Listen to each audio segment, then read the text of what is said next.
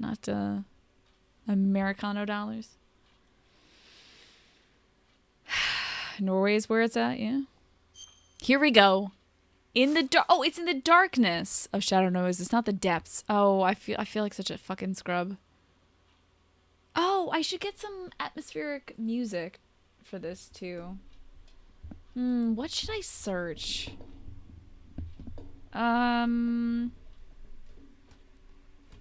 Sneaking music.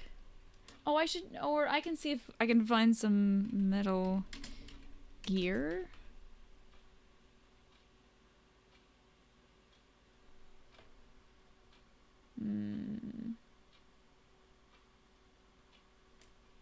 I should just look this up on YouTube. Yeah, so I don't get any spoileriness. So YouTube, I'm gonna get some music going for this. Metal, not metal. There's no meat. Metal Gear 2 OST. How about that? Oh, no, not Metal Gear 2 Solid Snake. Metal Gear Solid 2? Christ, so specific. Okay. Here we go. Hopefully this won't be blaring really loud.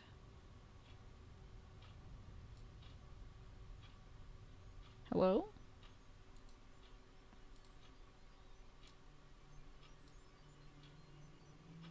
Show me that track listing. Metal Gear Solid main theme. Sure. Yeah. Yeah. Yeah. Sounds good to me. Sweet. Alright, you guys will have to let me know if it gets too loud.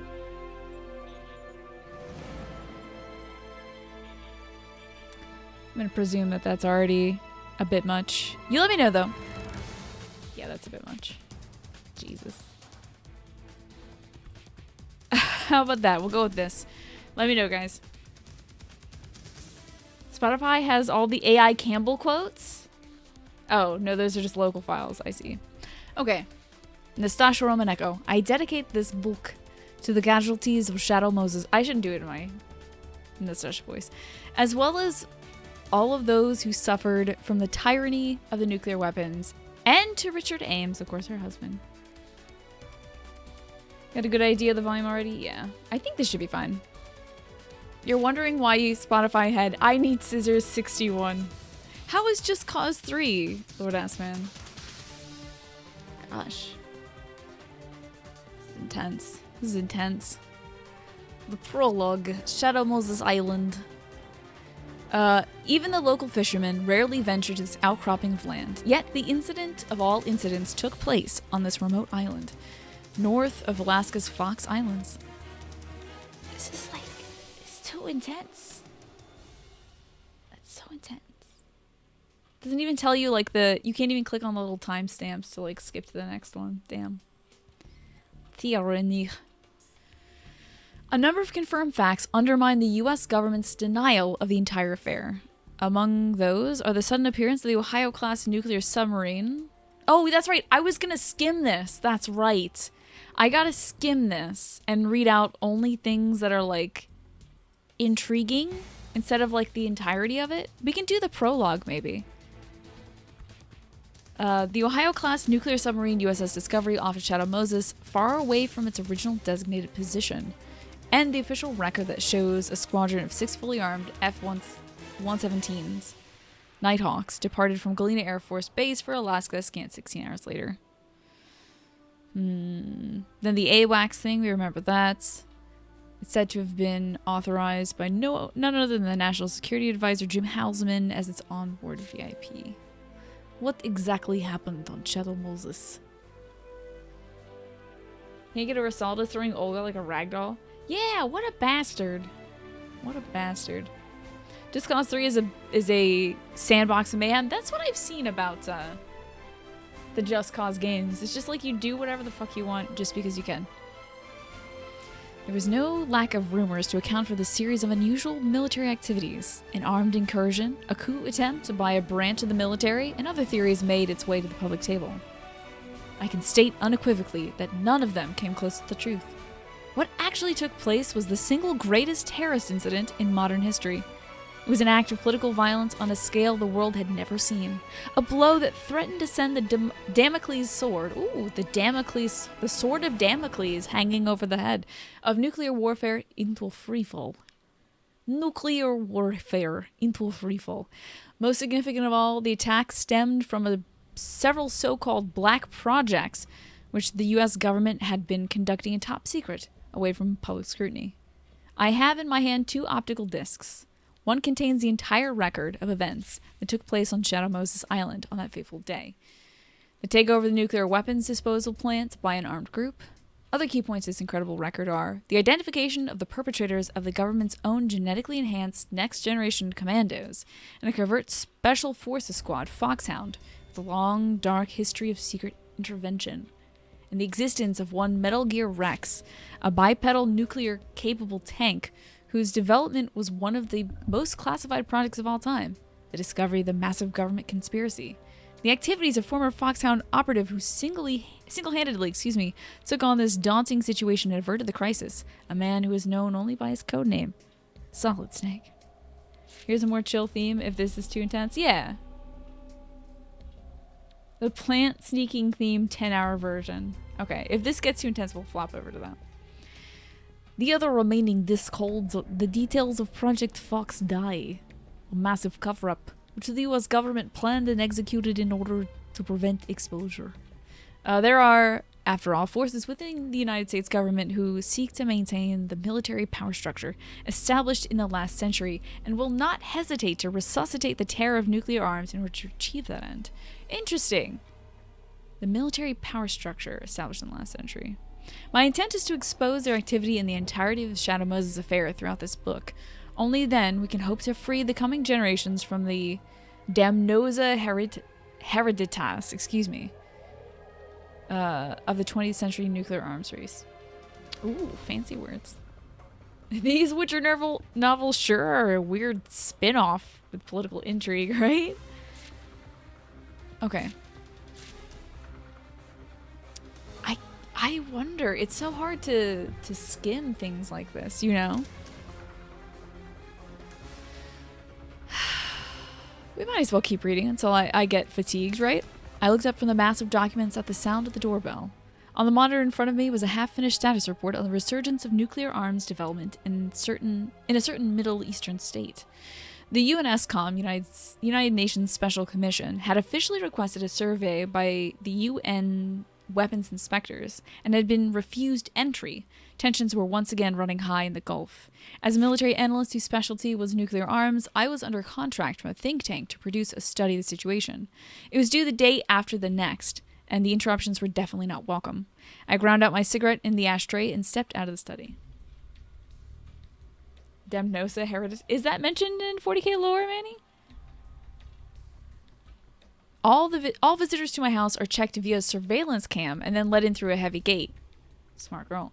The property itself is surrounded by a high wall. It may seem like an overkill for a beach community, but security is a necessity in greater Los Angeles, if only to keep out the legion of swimsuit-clad tourists. However, there was nobody to be seen at the gate. It was either a prank or the camera was malfunctioning. I guess the camera could be malfunctioning. Reluctant to investigate, but feeling unsettled nevertheless, I headed back to the study and sat down at the computer to continue my work. Just then, someone spoke behind me. Oh! You always were a little careless. I spun around, kicking my chair over. There was a man studying the entrance of the study. Standing at the entrance of the study. Oh, God. Please, God, brain work. Slouching in a well-tailored suit. Richard! He caught my eye and grinned. Ignoring my surprise, he strolled into the room, gazing around at the pile of books and papers. And still as disorganized as ever. He shrugged his shoulders in a familiar gesture, triggering a wave of memories laced with bitterness. Are you Ames? Richard Ames and I were married once upon a time. We were both young and working for the DIA, the Defense Intelligence Agency. We spent much of our brief marriage in disagreement over virtually every issue, and just as I came to realize that our union was a mistake, he disappeared from my life. A while later, I received the paperwork for the divorce from his lawyer. There was a generous alimony offer involved, which I refused. Not only did I find the thought of owing him anything intolerable, I also wanted to prove that he was not the only one who could walk away without an explanation. The divorce was finalized without us ever meeting face to face, and we were legally strangers once again. In the 5 years since, I quit the DIA and became a freelance analyst. I had not seen Richard at all, or even heard of his whereabouts. How did you get in here? I demanded. After all, attempting to scale the wall or force the front door open would immediately trigger the security system. But he refused to be ruffled. If you're going to use a flimsy lock like that, may as well not even bother. I recommend a more professional security setup. Wow. What a jerk. He's a fucking jerk. I'm glad he died. Does the term breaking and entering mean anything to you, Richard? You know, law isn't my field of expertise, he replied nimbly and peered over my shoulder at the report on the computer display. Radioisotope projectile separator. Uranium-235 production feasibility for high-speed gas centrifuge. This must be about that Middle East nuke development. Looks like your career is going well. That's great. I pushed Richard aside and asked him flatly, "What do you want?" He took a step back and regarded me with a slight mischievous smile. God, that would piss me off. I'd just punch this guy in the mouth. Ready for some Metal Gears? Hell yeah. Nastasha was also Ames chef nonsense. She was once Ames as well. Oh my goodness. I got 2 auto-host alerts. Trav is auto-hosting me for 5 viewers. But 8-Bit Mom is auto-hosting me for Nan viewers. Capital N under lowercase a, capital N. Nan viewers. I've never seen that before. What, you afraid I came back to give us another chance? He let his silence linger as if to relish my reaction. Then, suddenly formal, he continued. It's an official request from the DIA. He placed a folder on the desk. I'm asking for your cooperation as a member of NEST. NEST stands for Nuclear Emergency Search Team, a group that operates on the Department of Energy's budget. It was established in 1974 to... Oh, God. No wonder. I just realized who's writing this. I mean, I've known this whole time, but Nastasha's writing this. Queen of the 20-minute comms calls. No wonder it's 300 pages. Yeah, it means not a number, yeah. Nan is the Patriots. What's up, Gray Man? Good to see you. I just think it's funny, because if it doesn't host you for a viewer, it just says 0. It's funny that it came up for Nan. 8-Bit Mom is great, by the way. She's a fantastic lady. She also does art stuff. She's been making a lot of emotes lately, so. It was established in 1974 to provide technological support to the FBI in areas of intelligence, investigation, site securement, damage containment, and medical response during incidents involving criminal threats of nuclear weapon use. Call it a band of experts on nuclear terrorism, if you will. NEST consists of an independently contracted scientists from federally funded research entities like Los Alamos and Lawrence Livermore, and military specialists from groups dealing with nuclear arms issues. I happen to be one of the latter group. Richard was opening the file folder. You've heard of Shadow Moses Island, I assume? I nodded assent. I had indeed heard of the remote place north of Alaska's Fox Islands. Though it was hardly public knowledge, the island was home to a nuclear weapons disposal facility. Lord Asman, thank you for those, too. Someone divided by 0, the whole world's gonna fold in on itself. According to the terms of the START II Strategic Arms Reduction Treaty, the total number of tactical nuclear warheads owned by the US and Russia were reduced to somewhere between 3,000 and 3,500 in the later decades of the 20th century. The outcome was a massive number of warheads in need of disposal when there was already a shortage of storage space for radioactive materials. As a result, warheads had to be kept somewhere before they could be dismantled and the radioactive elements extracted for long-term storage. The Shadow Moses facility was the answer. It was the crystallization of the forces of nuclear proliferation, political engineering that gives preference to delaying a solution rather than producing one, and a hidden military agenda to preserve what it could. Oh, a hidden military agenda to preserve what it could of the nuclear stockpile. You got your wisdom teeth out? Nice. You work right near Lawrence Livermore, do you? Dang. That's neat. I'm sorry to hear about your wisdom teeth. I hope you'll be feeling better soon. Nuclear weapons. Richard took out several photographs from the folder and handed them to me. They all appear to be satellite captures of the nuclear weapons disposal plant on Shadow Moses Island, perhaps acquired from the NRO, the National Reconnaissance Office. There are multiple human figures around the building structures. Richard broke the silence. The disposal plant was seized by terrorists. I looked up sharply at the news, but his next words left me speechless. And the ringleaders are Foxhound members. An irregular team of the best commandos the military has to offer, armed with cutting-edge technology. That was Foxhound, the best of the best, and completely unknown to the public they ostensibly serve. Their function was to intervene in the kind of low-intensity conflicts the U.S. could not officially touch.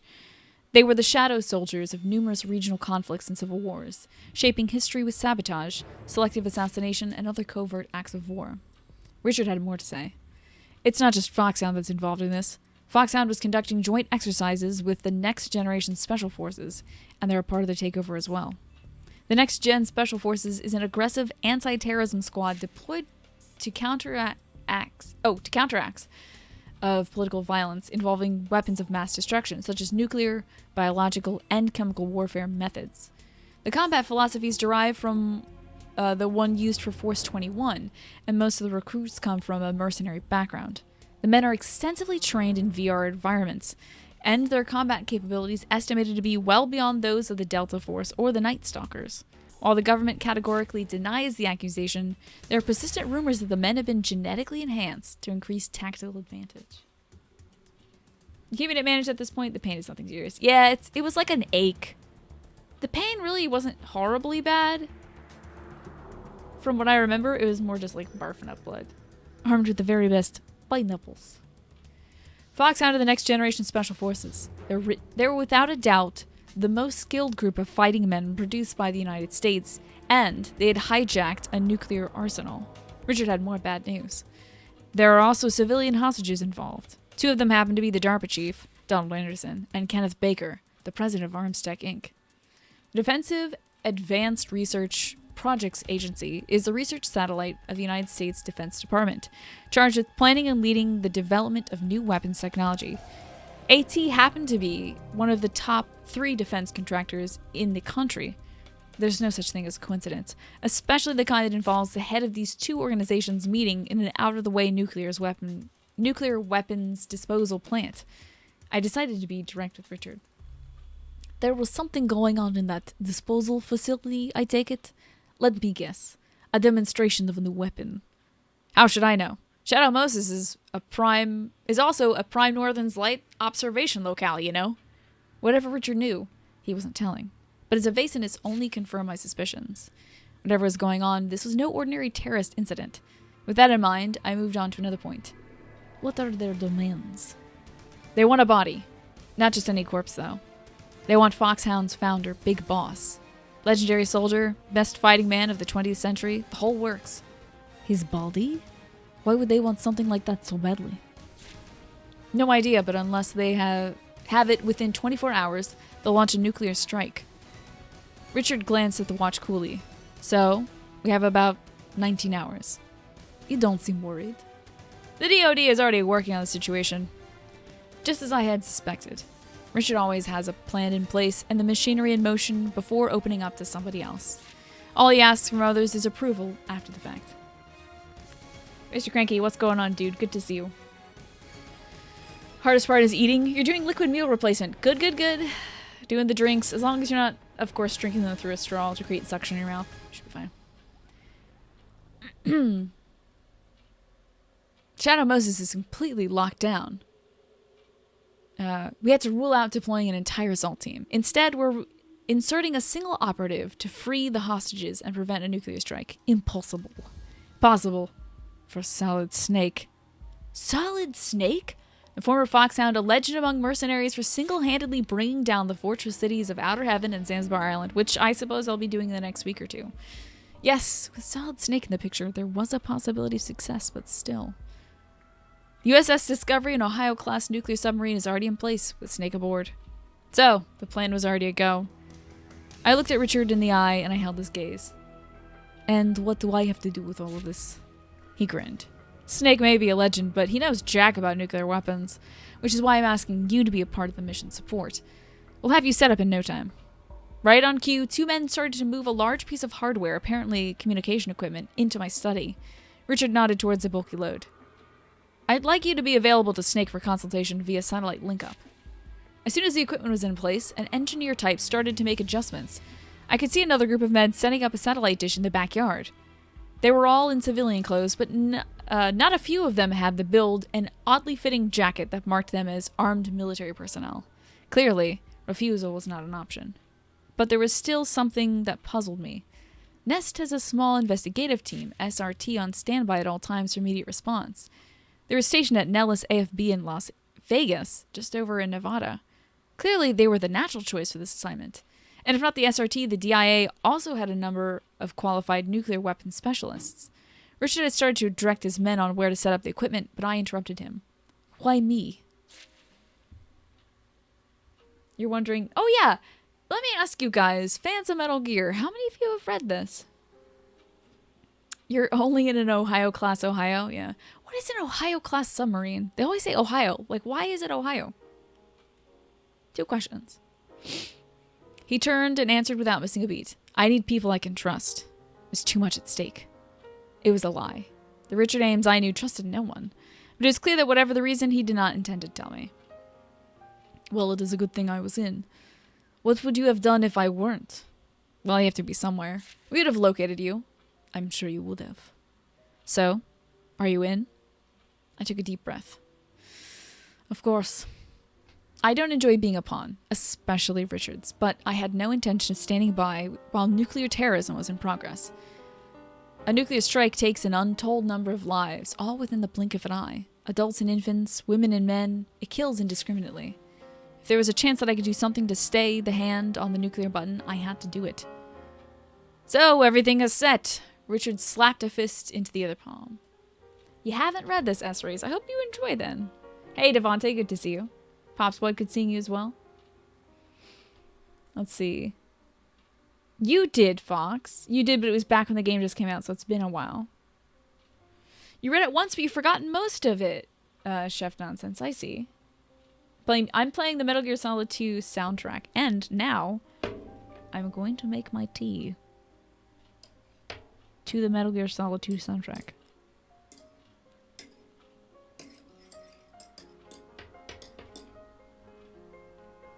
It's interesting to hear about Ames and Nastasha's relationship. I wonder if it improves by the end of this novel or nonfiction book. Okay, so the Ohio class submarines are classified by their hull design. Is it shaped like Ohio? I would imagine not. I'm squeezing all the deliciousness out of this one tea bag. Goodbye, tea bag. Houses have the same floor plan with minor modifications. Gotcha. This is ginger tea, S-Rays. I thought it would be perfect for my throat. And this is raw honey. Would you like some, chat?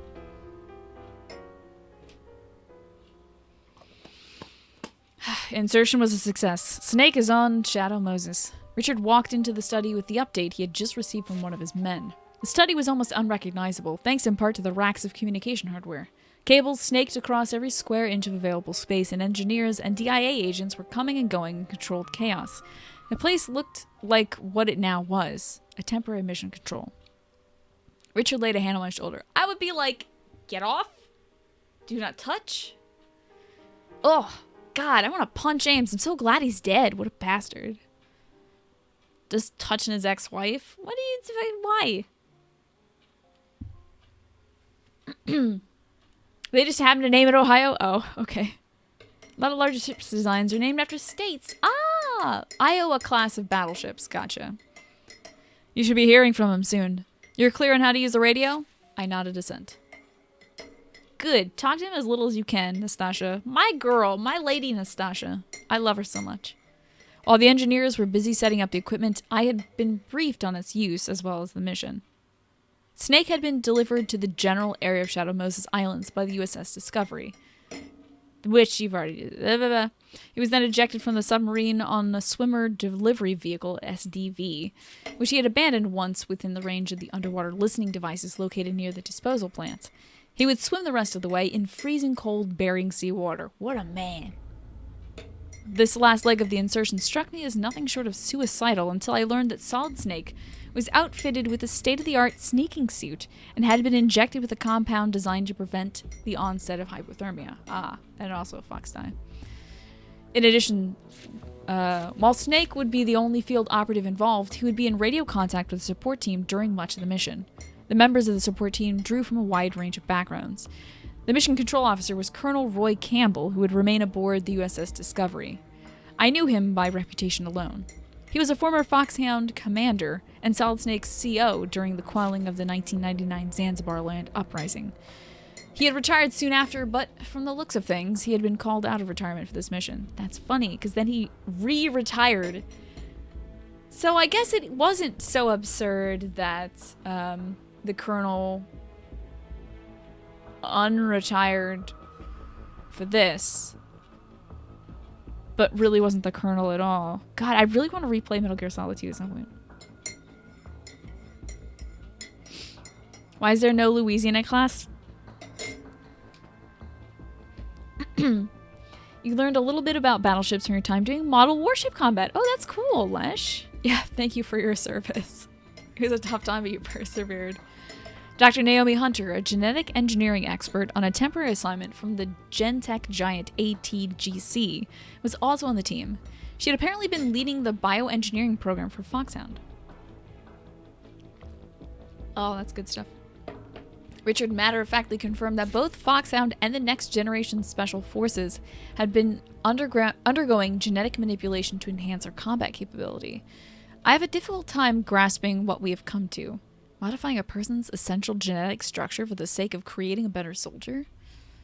Also aboard the Discovery was Mei Ling, the inventor of the new radar and communication system deployed for this mission. She was something of an engineering wunderkind, an MIT student who managed to turn the current protocol of security communication completely on its head. The last of the support team was McDonald Miller, former survivor instructor for Foxhound. Unlike the rest of us, he had volunteered to service upon receiving news of the incident of Shadow Moses. Like myself, he was working via satellite link-up from his home in Alaska. Is this the... I think this is the, Olga Gerlurkovich track right here? Which I think is reused for Fortune? I don't know. Or we might already be on the Fortune track. Don't know. The five of us were more than equipped to support Snake from our respective areas of expertise, but Snake was still the lone field operative, and the mission was a desperate one. Despite that, Richard maintained that this was the most workable plan produced by the DoD's situational analysis. In hindsight, perhaps I should have suspected something then. The signs of a conspiracy were there, cleverly disguised as it was in a seemingly reckless mission plan. But we failed to see it, and both Solid Snake and I regret our folly bitterly. "It's time, Nastasha," Richard called out as the call signal came on. The line was already live as I nodded to him and took my position. I could feel myself growing keener, more on edge. "This is Nastasha Romanenko. Good to meet you, Solid Snake." "You the nuke expert that the colonel was talking about?" I can't do a good Snake impression, I'm sorry. The voice that responded over the radio was, above all things, calm. Here was a man, operating alone, out of a deeply hostile territory, and I could sense nothing resembling tension or impatience in his tone. Instead, it was as level and unruffled as someone answering a routine telephone call at their office desk. Impressed, I continued on. "Correct. If you have any questions about nuclear technology, all you need to do is ask. My department is military analysis, so I shall be able to provide support with weapons information as well. I was called into this mission as a NEST team consultant, and I would like to emphasize that my cooperation was freely given. I have no intention of allowing nuclear strikes on my watch, let alone the rogue kind. Let me work with you on this one." "You get to the point fast, don't you?" There's a missile that's about to fly. A nuclear strike can never be someone else's problem, and I'm not good at standing around twiddling my thumbs. Not that I can do little more than advise in this case." That fact was all too obvious. Snake was the one who was putting his life on the line in Alaska, and I was safe and sound in California. All I could do was talk over the radio. No accent? Oh yeah, accent when she's talking, otherwise it's going to be a lot of this for 300 more pages. Yeah, only when she's directly talking I do the Nastasha. Snake's voice became less abrupt. It may not seem like much, but it's enough. No one's asking you to come out here and fight. That's my job. Anyways, Nastasha, I'll be counting on your help. It was a strangely comforting voice, a voice that inspired trust. Same here, I answered. I resolved to myself to do everything. Sudden tone shift. Everything in my power to help him complete this mission. What is this?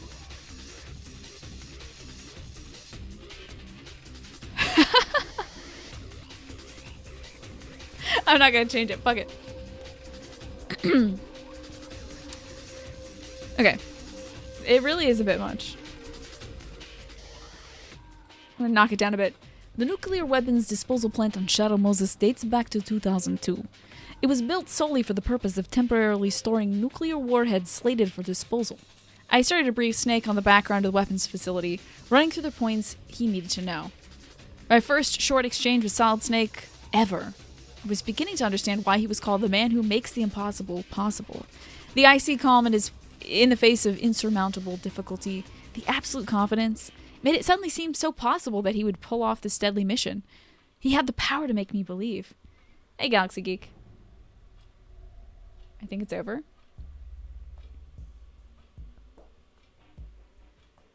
I grew conscious of Richard's gaze. What? Oh. It's just that you have this kind of glow about you when you're working. I like it. A glow? Funny. You used to call it workaholism in the past. You found it very unappealing, I recall. Time flies. People change their minds. It's called nostalgia. You'll dislike it again soon enough. Perhaps. Ew, fuck off, Mr. McCreepypants, you fuck. She's glowing because she's talking to the Solid Snake. Not because you're watching, creep. Hi, Galaxy Geek? Hello? Solid Snake certainly managed to live up to his reputation. He adroitly wove his way through the enemy's patrols and infiltrated the nuclear weapons disposal plant, where he had made contact with Donald Anderson, the DARPA director. Throughout the mission, we had radio monitoring capability over Snake's every movement, thanks to his internal nanomachines. It was through this access channel that I learned a shocking fact. Donald Anderson, discovered in solitary confinement by Solid Snake, had confirmed that the terrorists had full nuclear capability, and that Shadow Moses Island was the site of a field exercise for Metal Gear. Star Trek 1. Yep.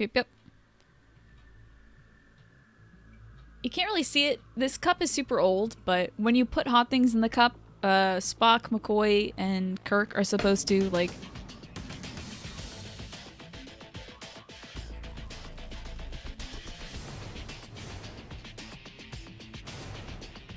Where is that playlist? This isn't too bad.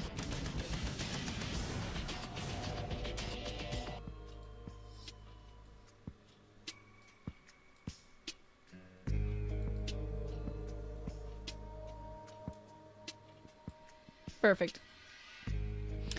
They're supposed to show up in the transporter room. Metal Gear. The very mention of the name sent me reeling. It was the ultimate weapon, a nuclear-capable bipedal tank that could launch a rapid and accurate nuclear strike from virtually any terrain, from mountains to marshlands to the desert dunes. It could also bestow the dubious privilege of initiating a missile strike from sites that were previously out of the question as launch locations. For that very reason, analysts had long predicted, if brought to fruition, Metal Gear technology would rewrite the tactical map of the world. There were speculations that this unholy grail of weapons development was being pursued in the late last century in the South African fortress state of Outer Heaven, then in the ultranationalist sovereignty of Zanzibar Island in Central Asia. One source went so far as to claim that a working prototype had been produced, but the weapon never made it onto the world military stage. Instead, it was destroyed by a Special Forces operative. The squad in question was Foxhound, and the operative was a man codenamed Solid Snake. I briefly wondered if some strange quirk of fate had brought Snake into this latest incident, but I knew Richard too well.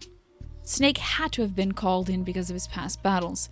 Whoever had planned this mission had been thorough, and the more I realized these facts, the less I liked it.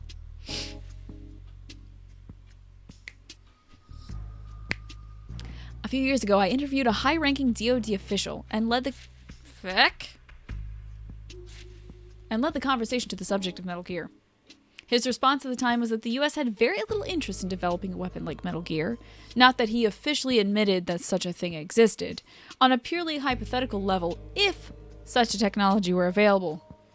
With the collapse of the Soviet Union, nuclear arsenals built to enforce the idea of mutually assured destruction had lost its justification, and the deterrent argument was losing ground. In the current multilateral world order rife with smaller regional powers, as he put it, development priority lay with the cruise missiles and smaller weapons with lower lethality that could be carried by stealth bombers. He also went on to note that Metal Gear, with its affinity for rough terrain, would be extremely difficult to discover and destroy. Hence, it was a perfect nuclear strike system for rogue states. He was deeply concerned that if such non-democratic sovereignties were able to get a hold of Metal Gear technology, the resulting upset in the balance of military power would lead to a massive rupture in world order. It was a fear that I myself had shared. So you kind of dove into this playthrough. What document is 322 pages in this game? Is this the start? This is external material. It describes and kind of expounds upon what happened in Metal Gear 1, coming from her point of view, which I think is great because she's probably my favorite character aside from Mei Ling from Metal Gear 1. Can you just say that holy hell this is drawn out? A lot of this stuff is repeated. An artifact of the Cold War.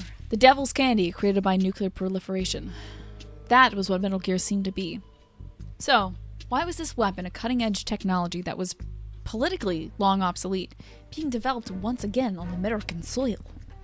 It was possible that the Defense Department wanted to restore the last century's nuclear strategy to the national agenda. Or did this new Metal Gear have something that set it far apart from the Metal Gear as I knew it? Well, this one has a railgun, so it can stealthily launch nukes. Anderson had more to say. Metal Gear's launch key consisted of two separate passwords, one held by Anderson himself and the other by Kenneth Baker, the president of ArmsTech. Anderson's own password was already in the terrorists' hands, and he feared that the same was true for Baker's. A renegade foxhound psychic, codenamed Psychomantis, had literally read Anderson's mind and obtained the key. The bottom line was that the terrorists could activate Metal Gear and launch the missile whenever they pleased. The worst-case scenario had already come true. However, Anderson revealed that there was still a way to prevent the nuclear strike. Kenneth Baker alone had the emergency override key that could be used to re-enter the launch code and cancel the missile launch. If the terrorists had already completed preparations for a strike, the override would reverse this process. His only hope now riding on obtaining the override key, Snake attempted to leave the cell area with Anderson in tow. We had heard the terrible cries of the radio at the same time Snake did. Anderson had suddenly started to clutch at his own chest in agony, and before he could recover from our initial shock, Anderson was dead. Dr. Naomi Hunter, monitoring the situation from on board the USS Discovery, tentatively diagnosed the cause of death as a heart attack. Funny that she would diagnose the cause of death because she instituted Foxdie. Hey, Loop Guru, good to see you. This is In the Darkness of Shadow Moses. Snake walked out of the cell alone in search of Kenneth Baker, leaving behind what until recently had been Donald Anderson, chief of DARPA. All right, what exactly is going on here? I confronted Richard as soon as I had confirmed Snake's safe departure. You know the situation. There was Metal Gear field exercises being conducted on Shadow Moses. Foxhound and the next generation commandos were in charge of the exercise, and now they're threatening to use the Metal Gear to launch a nuclear strike. Apparently, I did not know about that particular situation. If you say so. I glared at Richard, but he didn't turn a hair. He knew as well as I did that I could not abandon the mission. Even if I did refuse to cooperate further, there was an entire group of DoD personnel around me that would not permit that to happen. I briefly closed my eyes and brought the recent events to focus again. What happened to Anderson? Why is he dead? This time I could see a trace of reaction in Richard's eyes. It's hard to say from our end. Naomi thinks it's a heart attack, but I'll have his medical records pulled just in case. He turned and left the study, presumably to give orders to that effect. The sounds and the voice being broadcast from the radio told me that Snake was moving deeper into the complex, in search of Kenneth Baker. Snake found the arms tech president in one of the underground levels. Kenneth Baker was bound to a steel girder, along with multiple packets of C4 explosives.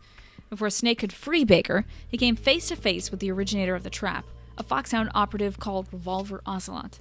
It seemed that he had anticipated Baker's rescue attempt upon receiving news of Snake's arrival.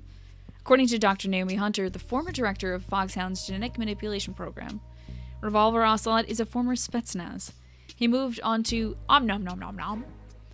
the Interior Ministry Riot Squad, aka Black Berets, and the SVR, the Russian Foreign Intelligence Service, successor to the KGB's first chief directorate, after the collapse of the Soviet Union. But he was unable to adapt to the new regime, and he dropped out. He cut a swath through the world's hot spots as a mercenary before being recruited by Foxhound. As his codename indicates, Ocelot is a master marksman with a marked preference for revolvers. We could hear the gun battle between Snake and Ocelot over the radio. Ocelot, it's funny. Apparently they can hear everything that happens. Even when I'm not radioing in. That's mildly troublesome. And a little creepy. Ocelot was using an antique single-action army revolver against Snake's SOCOM pistol. The first single-action army revolver was manufactured in 1873. A small number of them are still in production today, but strictly for collectors and antique weapon fanciers. Using this outmoded weapon for live combat is unheard of. But Ocelot seemed to invest the vintage gun with diabolical powers. He would purposely fire against the walls and the floor, weaving a tight web of ricocheting bullets around Snake, gradually hemming him in. All we could do is silently monitor the battle. However, Snake was slowly but surely gaining the upper hand by dodging the ricochets and exploiting the revolver's lengthy reload window. Finally, just as Snake was about to deliver a decisive blow, an explosion rang out. I forget. My hand! That's Ocelot enough. Ocelot's scream came a second later, followed by more explosions. What the hell is going on? Richard cried. The controller in charge of the data sent in by Snake's nanomachines started a running commentary. We don't know yet. I'm seeing a life sign other than those of Snake, Ocelot, or Baker. Explosions continued to boom out over the radio. The unidentified fourth subject is knocking down girders. No sign of firearm use. Whatever it is, it's moving fast. The controller's voice rose with excitement. The speed is well above anything a human being should be able to handle. The situation was chaotic. I could make out Ocelot's voice through the roar of the collapsing metal. South camouflage. Someone left their job half done. As for you, we'll continue this later. It seemed that Ocelot had left the area. The explosions went on one after the other as girders crashed to the ground. In the midst of the collapse, Snake confronted what we could only guess was the fourth life sign. Who are you? Oh shit! So in one, Gray Fox says, I'm like you. I have no name. Which is exactly what Olga, as Ninja, in 2, says to Raiden. Huh. I was hung up on that and I didn't recognize it as a plant. The Patriots try to make as much things in this shell seem like the Shadow Moses mission. I didn't know that stretched back to lines of dialogue like that. So, just as Gray Fox says to Snake, I'm like you, I have no name, Olga says to Raiden, I'm like you, I have no name. That's cool.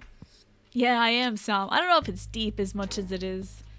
It's right there in your face. I just didn't pick up on enough. How you doing, by the way, Sam? And Volition, good to see ya. It was not human, but an artificial machine voice that answered. In spite of the metallic tones, there seemed to be in that voice an unspeakable pain. Baker's labored groans could be heard over the conversation. You have a reinforced skeleton? Suddenly, the possessor of that metal voice let loose an animal howl. The shattering scream set the communication speakers screeching, and I instinctively covered my ears to shut out the maddened sound. The cry went on, then cut out as abruptly as it had began. In the ringing silence, the controller's voice floated out, thin and hollow. The fourth subject has disappeared. The words brought us to a state of shock. Can we track him? Negative, he's vanished. No traces. Collect as much data as you can. I have full results on information relayed by the nanomachines. There is an electromagnetic pattern that resembles a stealth camouflage signature. Stealth camo and reinforced skeleton, Richard muttered, deep in thought. Not everything is happening according to plan, I take it? I inquired with some sarcasm.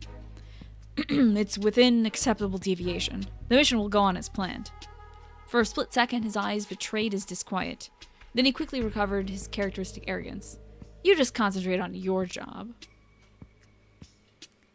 In the Darkness of Shadow Moses, Mockingjay. It's the book we're reading right now. The report on what happened at Shadow Moses from Nastasha Romaneko's perspective.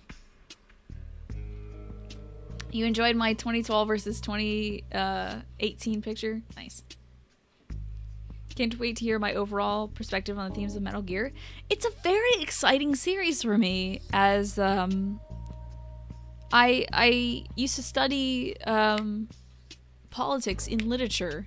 It was politics of the East versus West, but this is 19th century empire politics, which I did take one course on, and I found it really fascinating. It was 19th century empire, of course, and how it was burgeoning and developing.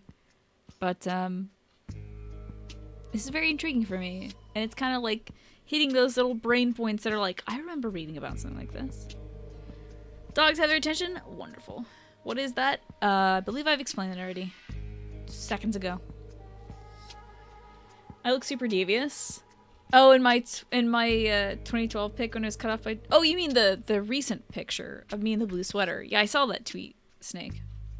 Snake had called the fourth life sign the Ninja. I could not help but wonder about the identity of the name's bearer and what it was that accounted for the superhuman abilities he had just demonstrated. Far away on Shadow Moses Island, Snake was attempting to raise the shaken Kenneth Baker back onto his feet. We could hear Snake asking him about the nuclear launch code, knowing the answer even as he spoke. Baker had painfully acknowledged that he had volunteered the information. His arm hung broken and useless by his side, presumably Ocelot's handiwork. According to Naomi Hunter's intelligence, Revolver, Ocelot had served as special interrogations consultant in the Soviet gulags during his days with the Spetsnaz. In other words, he was an expert in torture. There was no way that the weapons technology executive, an untrained civilian, could withstand the techniques of coercion developed in the cells of Lubyanka. We had now confirmation that the terrorists possessed both launch keys. The situation was more desperate than ever. Hey, Nintaki, what's going on? Baker's response to Snake's queries about the emergency override key was almost as grim. He had entrusted a soldier, a woman, who had refused to join the mutiny, with it when they had been sharing the cell. I caught Snake's sudden murmur. The Colonel's niece? The Colonel was presumably Campbell, and Snake seemed to know something I certainly did not. I stole a glance at Richard, but his expression was as closed as ever. He had no doubt known from the outset about the presence of Campbell's niece on Shadow Moses. It's a remake or something?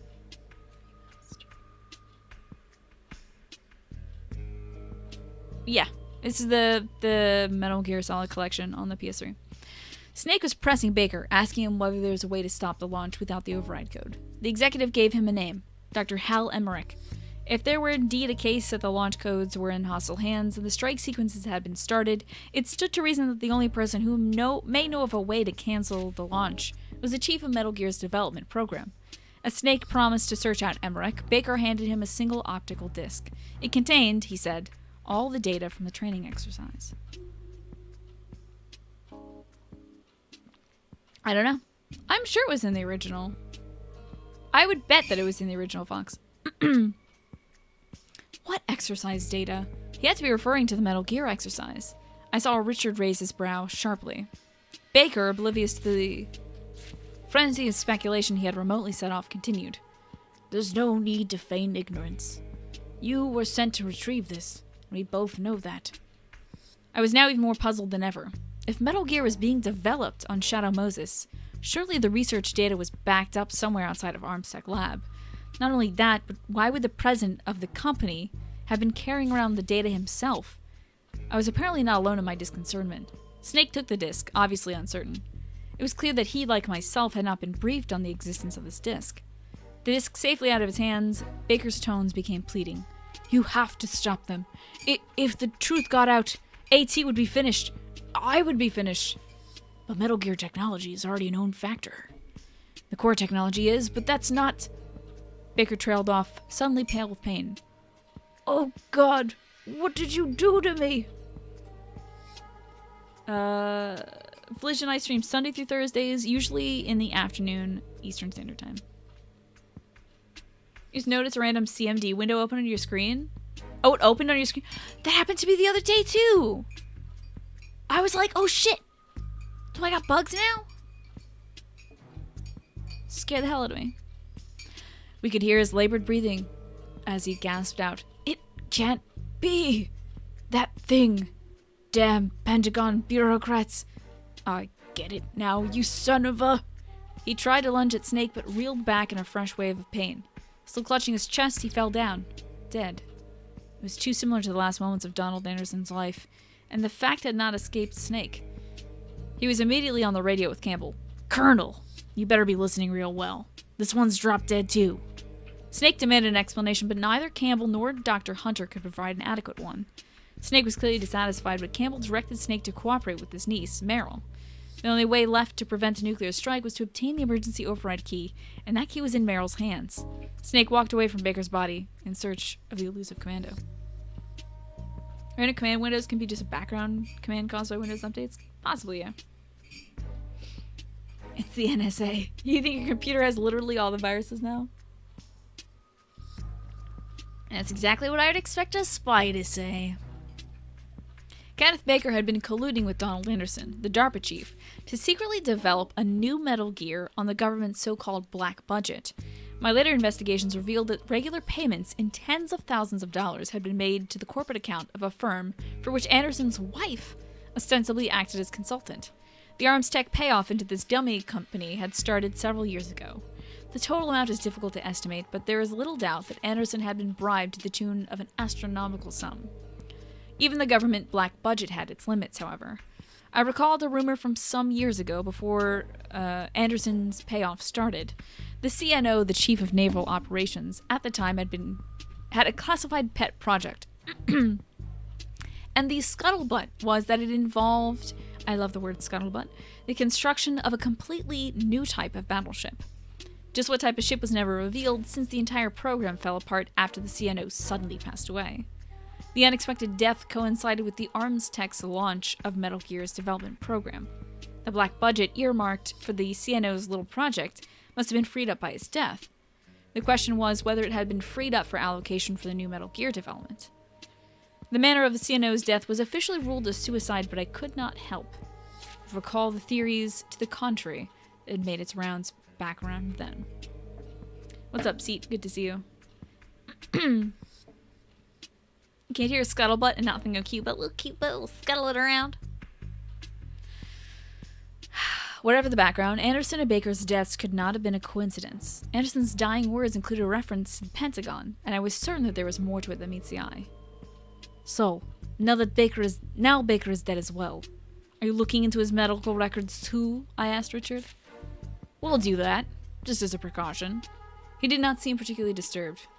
It may have been for the best anyway. Having to babysit a senior citizen with a broken arm sure wasn't going to help Snake with his mission. You haven't changed a bit, I see. What? That bad boy act of yours. You only talk like an insensitive jerk to divert attention from something. I wonder what you're hiding. Richard turned away. Nothing. There's nothing to hide. You love cute socks, yeah? Dude, I got some cute socks. Hold on. Hold up. Alright, I'm kicking my microphone. They got candy hearts on them. Having successfully made radio contact with Meryl, Colonel Campbell's niece, Solid Snake agreed to put off a rendezvous with her in favor of rescuing Dr. Hal Emmerich, the chief of Metal Gear development. He reached the lab just as Ninja, you know, from Fortnite, was attempting to attack Dr. Emmerich, and the two fighters immediately squared off. Snake and the Ninja launched into a silent hand-to-hand combat. I don't know if it was silent. He was like, hurt me more, Snake, the whole time, so. Your very plain socks, like all your clothes. You should get some cute socks. Get some cool socks. A balletic exchange of blows that seemed almost to serve as a private dialogue. The fighting seemed interminable to us as we followed over the radio, but just as in the last encounter, the ninja suddenly let loose an inhuman howl and vanished into the maelstrom of its ragged echo. It was our second encounter with the ninja, and we were as in the dark about him as ever. But Snake had recognized something during their battle, and he raised Campbell on the radio. "It's Gray Fox. The ninja's Gray Fox, I'm 100% sure." "That's impossible. You took him in Zanzibar land." We could hear the perturbation in Campbell's voice. Dr. Naomi Hunter suddenly cut in. "Yes, he was supposed to have been killed, but he wasn't." Dr. Hunter revealed that her predecessor at the helm of Foxhound's genetic treatment program, one Dr. Clark, had been conducting human testing. Gray Fox, the alpha soldier of Foxhound, and the only member allowed the Fox designation team, was the subject. After he had been shipped back from Zanzibar land mortally wounded, his superior physical abilities and combat skills had marked him as an ideal test subject for genetic manipulation and skeletal reinforcement experiments. He was listed as killed in action, but kept alive in a lab. It is medical gear, pretty much. Snake, thank you very much for this. This is perfect. 10-hour version. This will last forever. I could not help but note with some surprise the emotional tone in which the normally collected geneticist described these events. When Snake asked why she had not volunteered the truth in Ninja's identity earlier, Naomi had a terse reply. It was classified information. According to the records she had seen, the subject Gray Fox had died in an accidental lab explosion 2 years ago. I turned to Richard. Is this true? What's true? The accident in the lab. It's true. The cause of the explosion was never determined. Dr. Clark died in the accident, and the only remains they could find of Gray Fox were fragments of the reinforced skeleton. So, Naomi wasn't the only one who knew about this and didn't say anything. It was classified information, Richard mimicked. When do we punch Richard? I want to go back and play this game again and beat the shit out of Ames. I'm gonna kick his ass. I'm gonna shoot his ass. Fuck him. Snake secured Dr. Emmerich after the ninja's departure. Amazingly enough, the engineer had believed Metal Gear to be a portable tactical missile defense system, rather than a nuclear-capable tank. It was a peculiar irony that the chief developer himself had been unaware that the project was one of offense, rather than defense. On discovering that he had been deceived, Dr. Emmerich volunteered his expertise to Snake. He mentioned his grandfather's involvement in the Manhattan Project, and the ethical turmoil the man had carried with him to the very end of his days as a result. Ironically enough, the older scientist's son, Hal Emmerich's father, was born on the day that the atomic bomb had found Hiroshima. 3 generations. Sometimes I wonder if the nuclear warfare is our own personal albatross, an inherited pathology. I love Otacon. I was, dumping on Otacon game 1 because he pissed himself in front of me. But he's grown up. I like him a bit. He's an idiot to cry over fucking EEE, but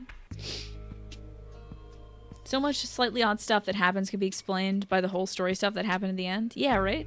You're reevaluating everything that happens in Metal Gear 2. I'm wondering, because 3Dog told me whenever I would encounter those weird, audio re-recordings, it was like, why is this sounding weird? And the excuse that it was re-recorded dialogue, I wonder if that's just an excuse,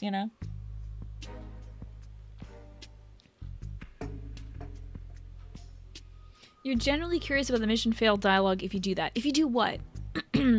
Snake.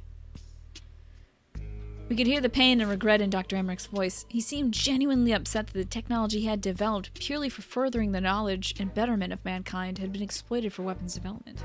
Hey, Outdoor Andy, what's going on, dude? Love seeing those skin teen emotes in chat. Jade emotes. You may call me harsh, but I felt little sympathy for him.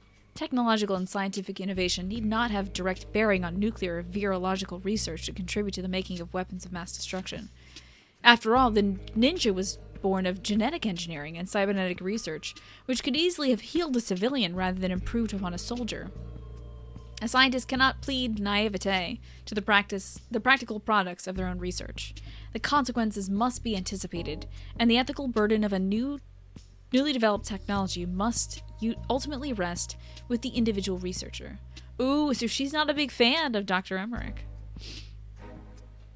Oh, if you killed Ames, I would love to see that. I would love to see that. If you go in, you find Ames, you just pop him.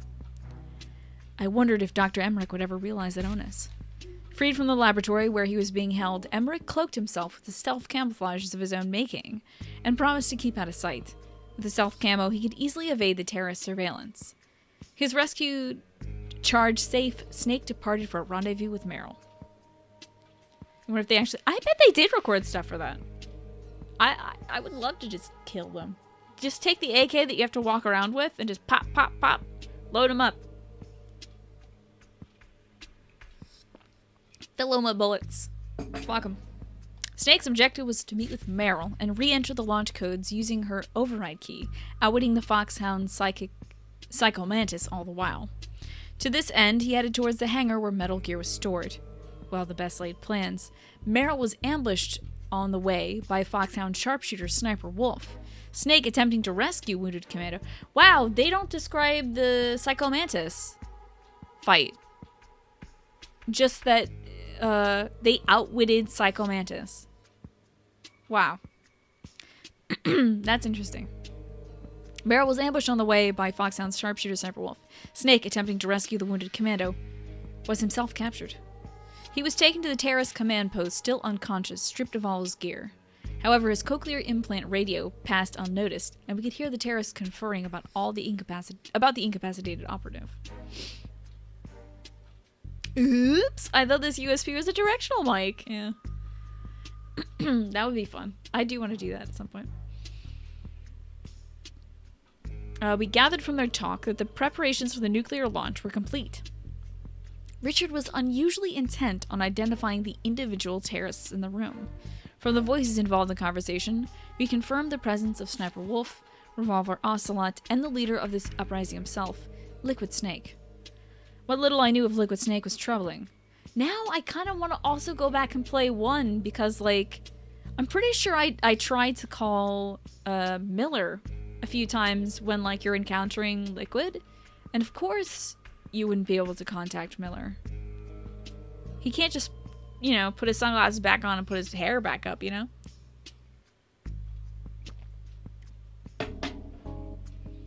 Maybe they were mind-controlled into thinking they shouldn't describe the Psycho Mantis part? Ooh, maybe. Psycho Mantis is such a strange, like... Psycho Mantis and Fortune are truly intriguing characters to me. Because they evidence the presence of some kind of supernatural force.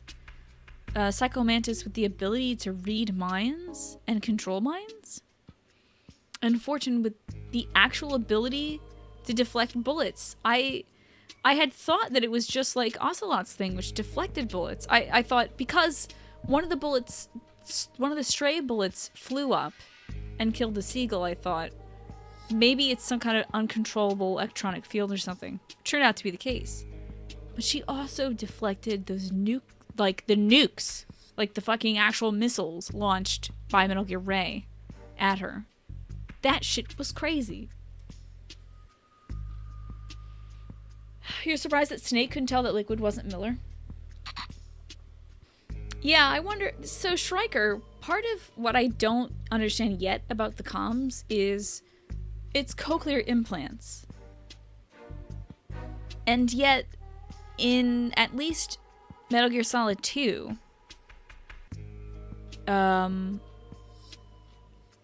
some of your comms people can see you.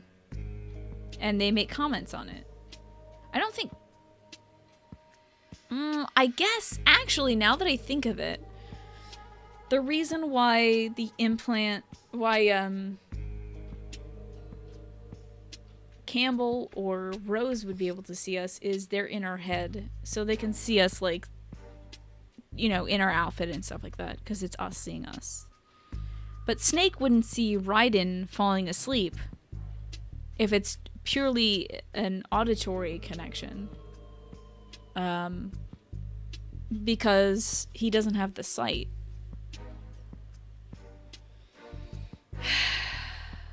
But yeah, Striker, I wonder. I only bring up the sight thing because that's the reveal.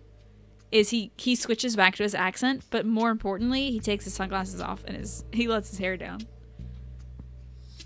Yeah, they can watch biosignals from the nanomachines, but do biosignals tell you that you're wearing an enemy operative's disguise?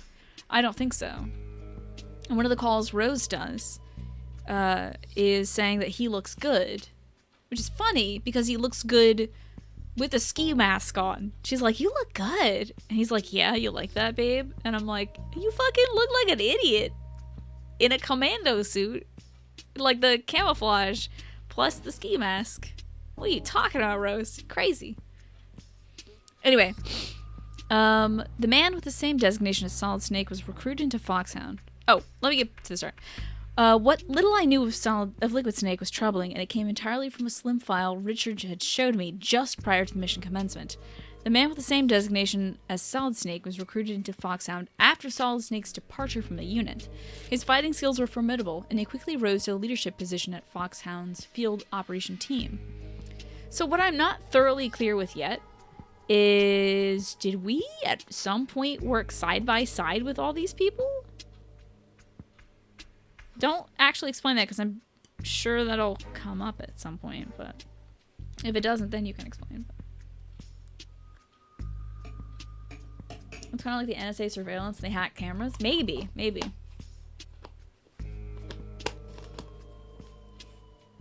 His real name, his place of origin, and other information remain classified. Only a single photograph accompanied the documents, and I had not been able to contain my astonishment at the sight of it. That's not a mistake. That is Liquid Snake, said Richard, echoing my thoughts. But how? The face in the photo was the spitting image of Solid Snake. I wouldn't know, but once the two snakes run into each other, something may come out. His words were non-committal, but Richard's tone spoke volumes. And now the two snakes, Solid and Liquid, had indeed come face to face, but Liquid had little to say. So long, brother, he called out before turning and walking away. The voice was full of hatred, but there was also something in it that seemed to confirm and gleefully anticipate another meeting. Why this was so mysterious to me as the reason... why this was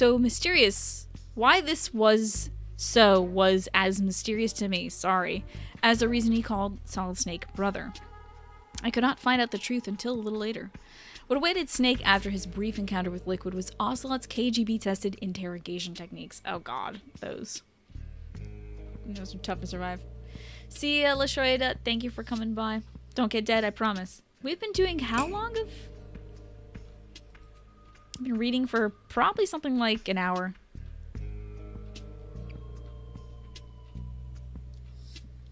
So, Ocelot's KGB-tested interrogation techniques.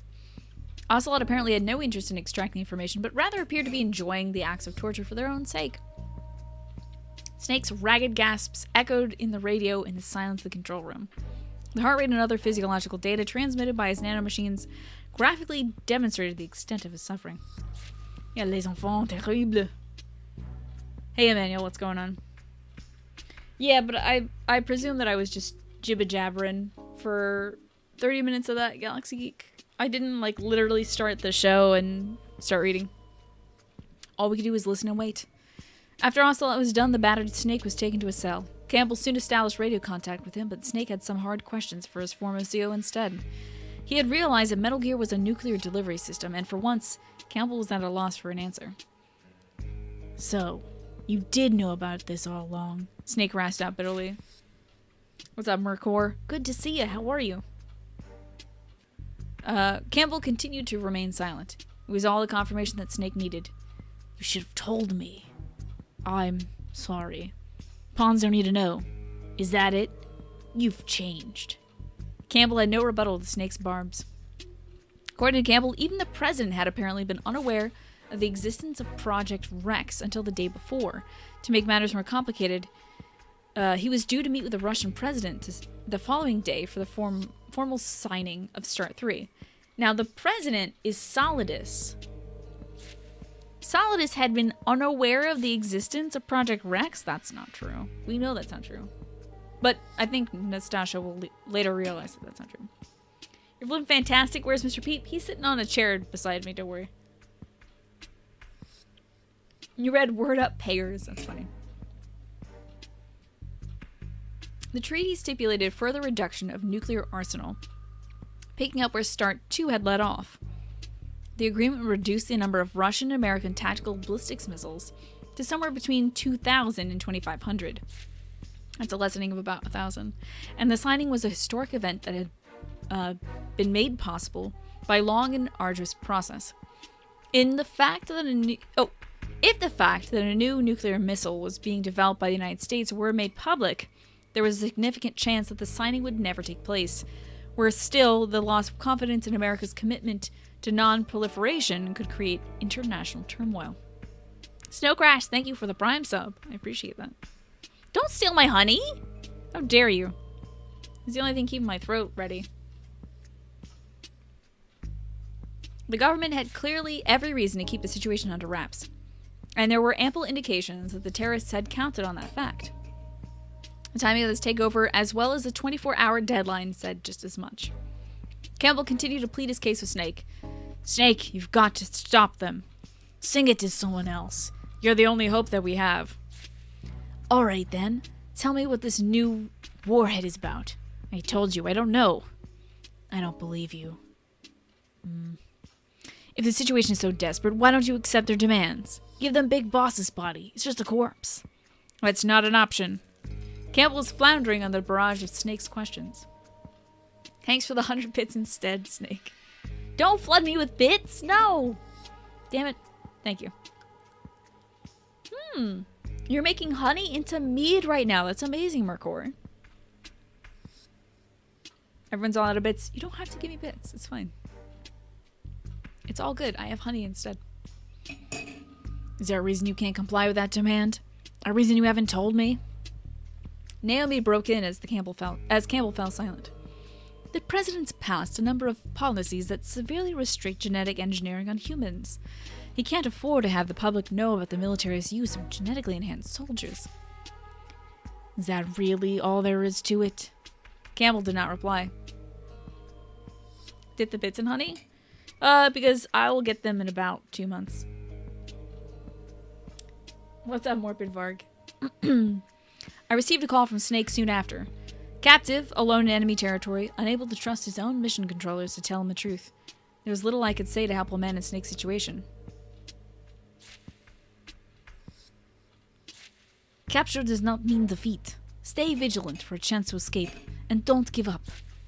I had doubts about the effectiveness of these words coming from someone with no combat experience, but it was the best I could offer. We had no chance but to trust in Snake's abilities. As I closed the radio channel, I caught Richard studying me. Yes? You're very passionate about this job. Do you object? It's the job you forced on me, after all. No. But I admit that I'm a little jealous. Ah, the jealousy act. Yes, I know that one too. Richard averted his eyes. I wouldn't call it an act. No, forget it. He lit a cigarette. The Chesterfield. The same brand as Humphrey Bogart. You still smoke the same brand. You know me. Once I like something, I can't kick the habit. Cigarettes, line of work, women, everything. He didn't look at me as he replied. Thank you for the 15 bits. Again, Snake. Appreciate it. It's not amazing. Meat is mega easy. I don't know. I'm making a thing. You're making a thing, Mercor, and that's cool. I hope it's delightful. Oh, you're aging, so you'll be able to tell us how it is in a couple months then.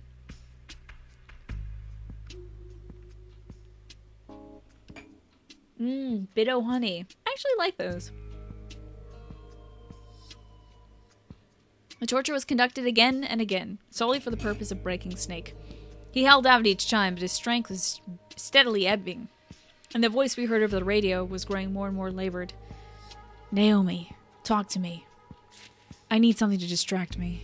Do I have to do this whole dialogue?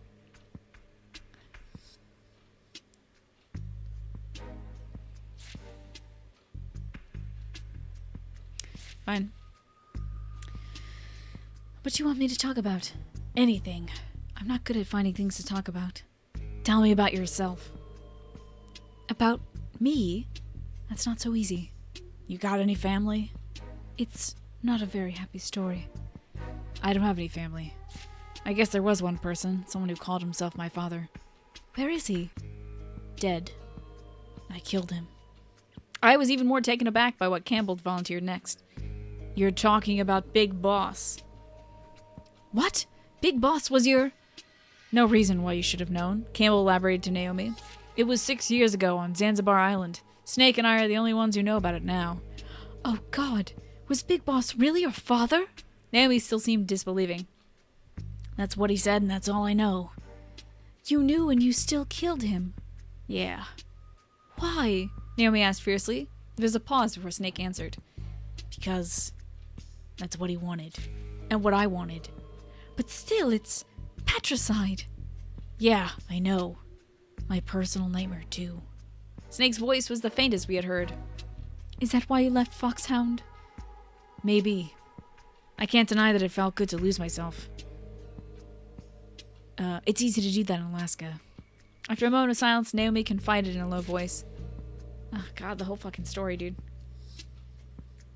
On your birthday in May. What day is your birthday in May? Because my birthday's in May as well. Blah, blah, blah. Stuff about, Frank Yeager. God, stepbrother, blah, blah, blah. Nero Hunter, born in New York City, 1980X. PhD in genetics, recruited by the industry giant ATGC soon after completing doctoral program, moved to California's so-called Biotech Bay Area. May 17th? Your birthday is the day before mine, Mercor. That's crazy. That's wild. She led several genetic therapy programs until recruited by Foxhound to fill the post of chief geneticist. As a result of her accomplishments in this field. Her parents died in a car collision when Naomi was 2 years old. But we know that her parents were actually killed by Frank Yeager. One brother, 10 years her senior, a U.S. Marine, killed in a training-related accident when Naomi was 17.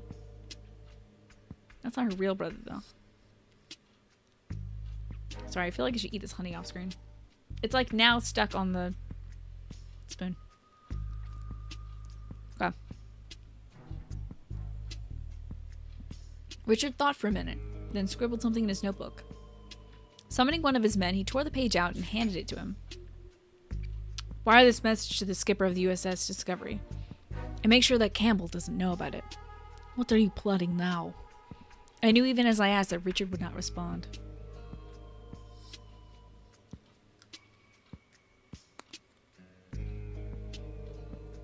Vanishing the wild, surviving on your own, living on a corn plot for you, and to attract deer? Really? You've done that for real?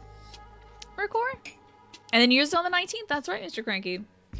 What day is my birthday? I hope that's gonna be a day that's a casting day. Ah, fuck. My birthday's gonna be on a Friday, dudes. And Mr. Cranky's birthday is on a Saturday. Think I should celebrate my birthday on the 20th or on the 17th with you guys? The torture was repeated time and time again, but Snake managed to take advantage of the guards' waning vigilance and escape. The location and the fate of his fellow hostage, Meryl, eluded us. Evading this intense manhunt that followed, Snake still refused to stray from the course that led to the Metal Gear hangar. What drove him? Guilt for Meryl's capture and an urge to avenge her? Sense of duty for his mission? The will to stop the carnage of a nuclear strike? None of them seemed to apply to Snake. He was an enigma. We could do little but watch over him as he ran, wounded and exhausted. Celebrate on the 17th and the 20th. You made a cabin, you stockpiled food, water from Caverns Creek. Yo, that's crazy, Mercor! No wonder I haven't seen you in a while. Your son's first birthday is May 11th? For real, Estherese? Celebrate all of May, why not? Celebrate in March? Like for the rest of March for my birthday? It's a bit premature. After successfully taking on Sniper Wolf as she reemerged for an ambush, Snake closed in on Metal Gear. Wow, you're just gonna let Sniper Wolf go. Alright. The giant foxhound operative, Vulcan Raven, armed with a fighter plane Gatling gun, was a daunting enemy. In the end, however, Snake eventually prevailed. The stricken Raven, leaning against the wall, started to speak as Snake approached him. Hey, Teacup, thank you so much for that host. How was your cast today? Were you doing more Dancy Drew? Did you finish it up? You done with birthday thoughts? Yeah. Yes, Snake, your head is way out of the game. There are some breeds of snakes that nature never intended. I think you and the boss belong to some of those. Go and settle it with him. I'll be watching how it ends. The dying Raven then dropped the bombshell. I'll give you one clue. The man who died in front of you wasn't the DARPA chief. It was Decoy Octopus, one of the foxhounds. He was a master of disguise. I guess the Grim Reaper was the only one he couldn't fool. Is he dead? Raven did not answer Snake's sharp query. Snake tried another tack. Why go with all that trouble and impersonate Anderson? Raven smiled faintly. That is all the clue you're going to get. Everything else you'll have to figure out yourself. A few minutes later, Vulcan Raven died. Morning, teacher. You finished the Japanese one yesterday. You started a Greek one today. You didn't stream long, though, because of homework and chores. I'm sorry to hear that, but good luck with your homework today, and thank you for bringing your folks here. Every day is my birthday? Let's not start that. Let's not start that. Because if we do, then you guys are gonna meme about it. Anyone ever dropped a bit bomb? What is that? Metal Gear is super fun, Teacup. We're reading a bit of backstory into the first game. And eventually I'm going to be playing Metal Gear Metal Gear 1. The very first one that came out on the NES. Like the super retro ones. Don't! Damn it. It's Sam's birthday. I'm okay with that being the meme. But my birthday, that's just annoying. Richard was chagrined. So that's how it was. They had us completely fooled. Why would Octopus impersonate Anderson? I asked. I don't know. Maybe to get some information out of Snake? Well, that would mean that they knew Snake was coming. Richard stubbed out the cigarette without answering. His face was expressionless, but I knew exactly what he was thinking. We had a leak. While Rich and I were talking, a call was made to Snake. Snake, it's me. Master. Snake answered. It was apparently Master Miller.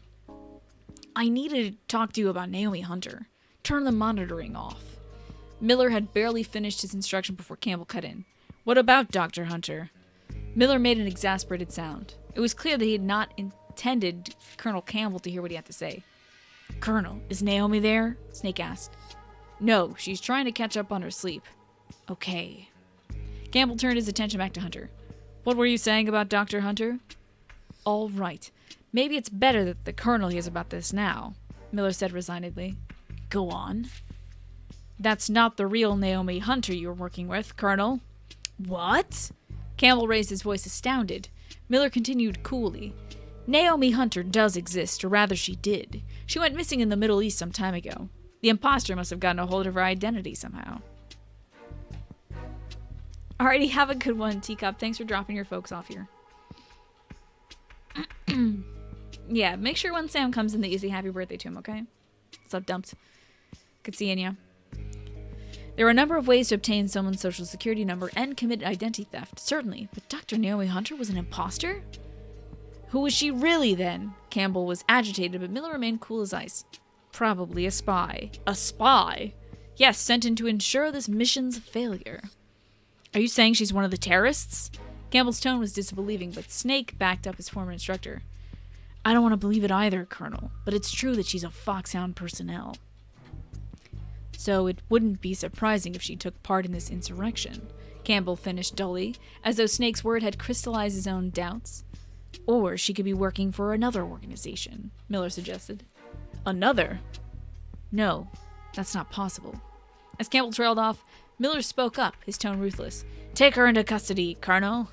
What? It's clear that Naomi Hunter... Sorry for punching the mic. It's clear that Naomi Hunter was working against us. Interrogate her and find out what her objective is. If she really is their spy, we're in serious trouble, Campbell murmured. Miller pounced on the gravity of the Colonel's tone. Hold on.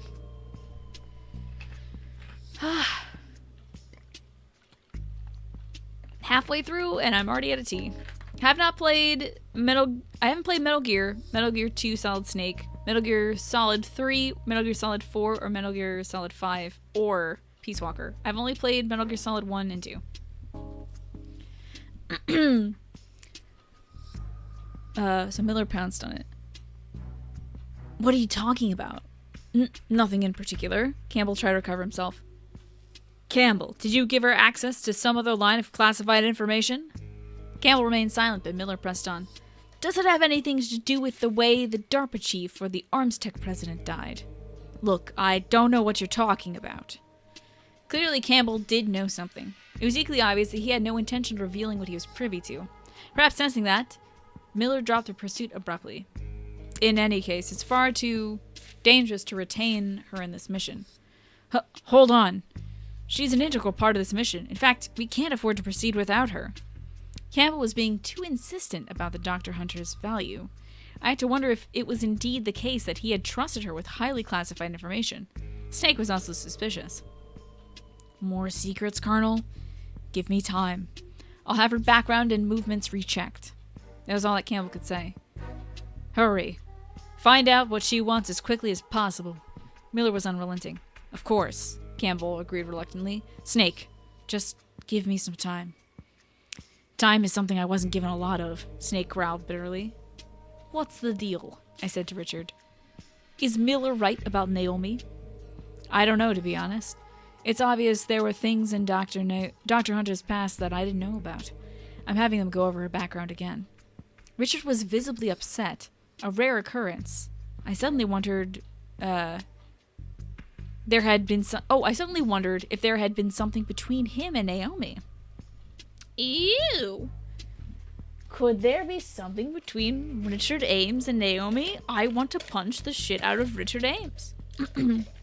Richard, I'm getting some vocals now because my throat's already rough. He lit a cigarette and continued in a more composed tone. Thank God for this. Oh, thank you, Mercor, for refraining from spoilers. I appreciate that.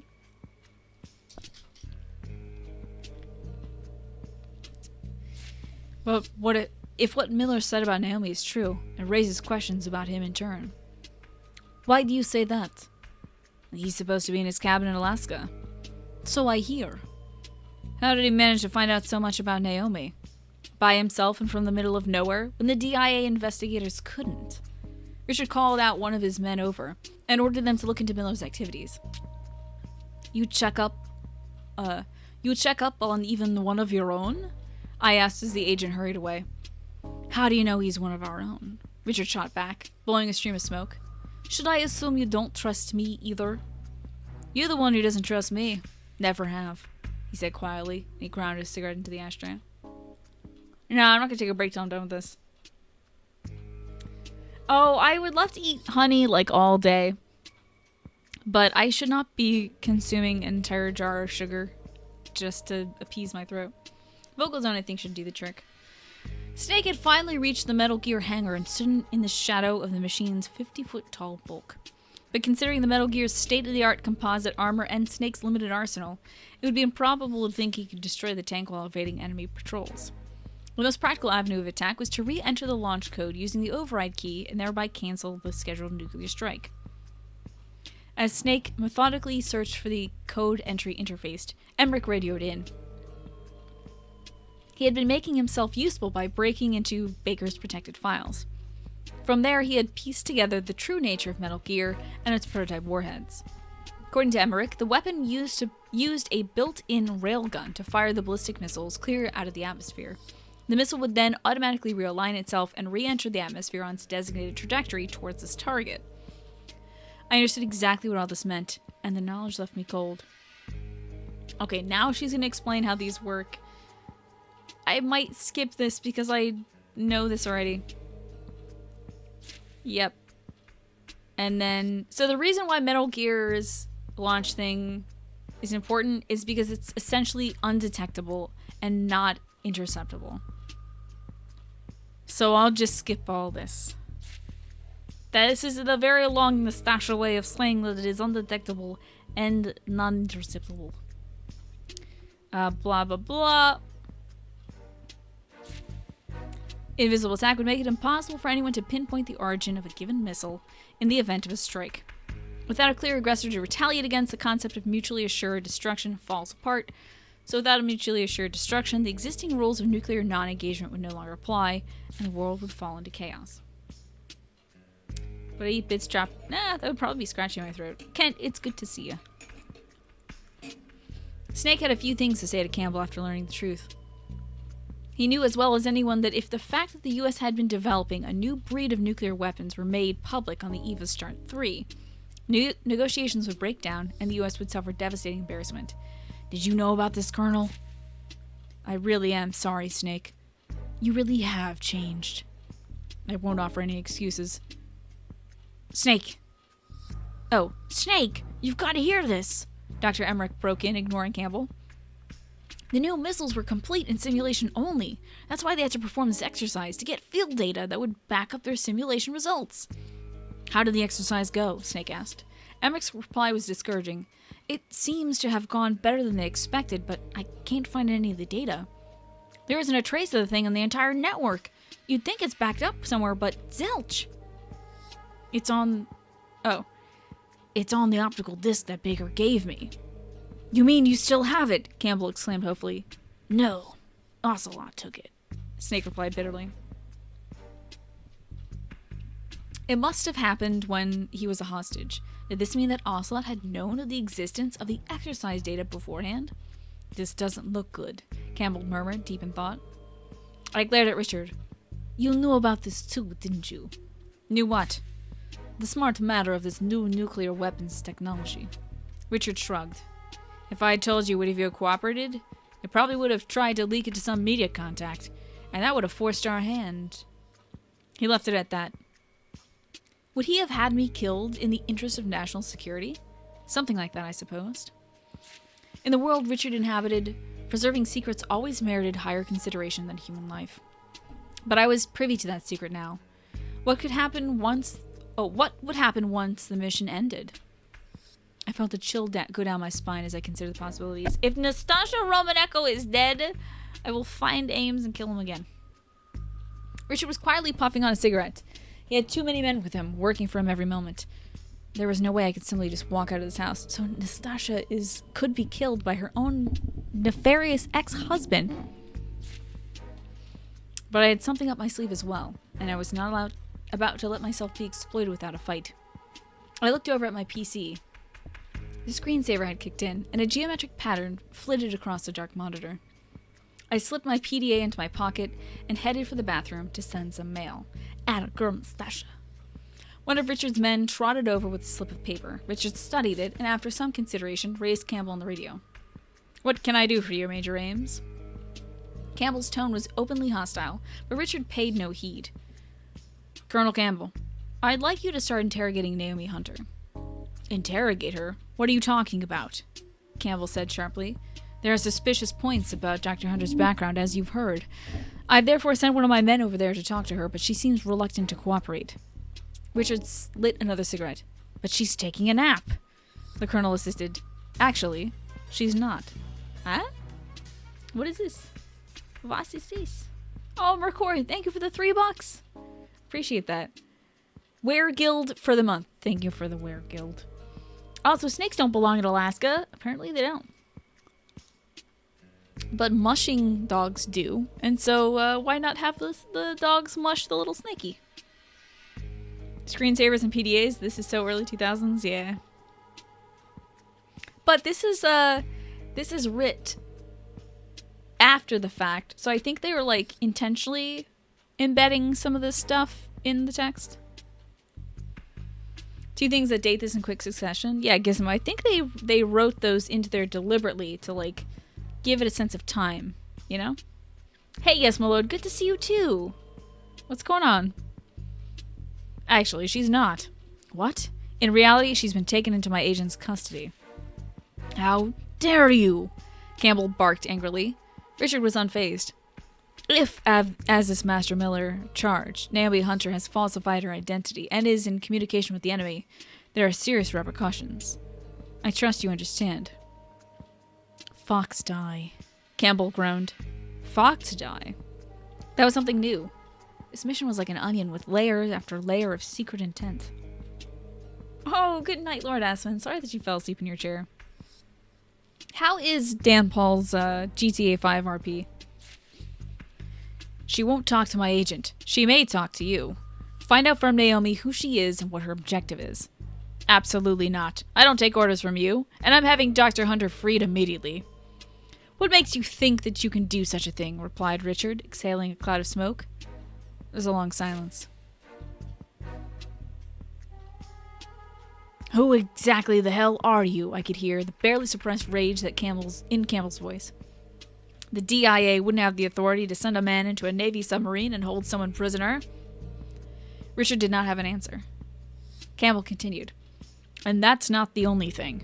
Nothing has been done through the usual channels, including the way you induced Snake and I to cooperate. This mission isn't even on official business, is it? So who else can mount such an operation? Campbell struck... Oh, wow! Wow! Campbell suddenly broke off, as though struck by something. Is it possible that... The Patriots? He murmured. Richard ignored Campbell's outburst. Does it matter what I am? It doesn't change the fact that your life, not to mention your precious Meryl's life, is in my hands. Isn't that right? Wow, man. It was a cool way of weaving the Patriots into Metal Gear Solid 1, like, more intentionally. I will, Lord Aspen. I hope I can finish this tonight and still have some time to play Metal Gear 1. So, this is a call we didn't hear. Richard Ames to Colonel Campbell. Richard Ames wanted Dr. Naomi Hunter investigated because of the whole Fox Die thing. That wasn't going about the way that I think the Patriots wanted.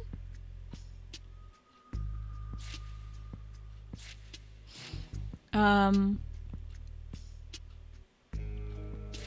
Campbell realizes that the Patriots are in control here. This time it was Campbell's turn to be silent. I had never suspected that his participation in the mission had been arranged by force. The Colonel was literally fighting for his and his niece's life.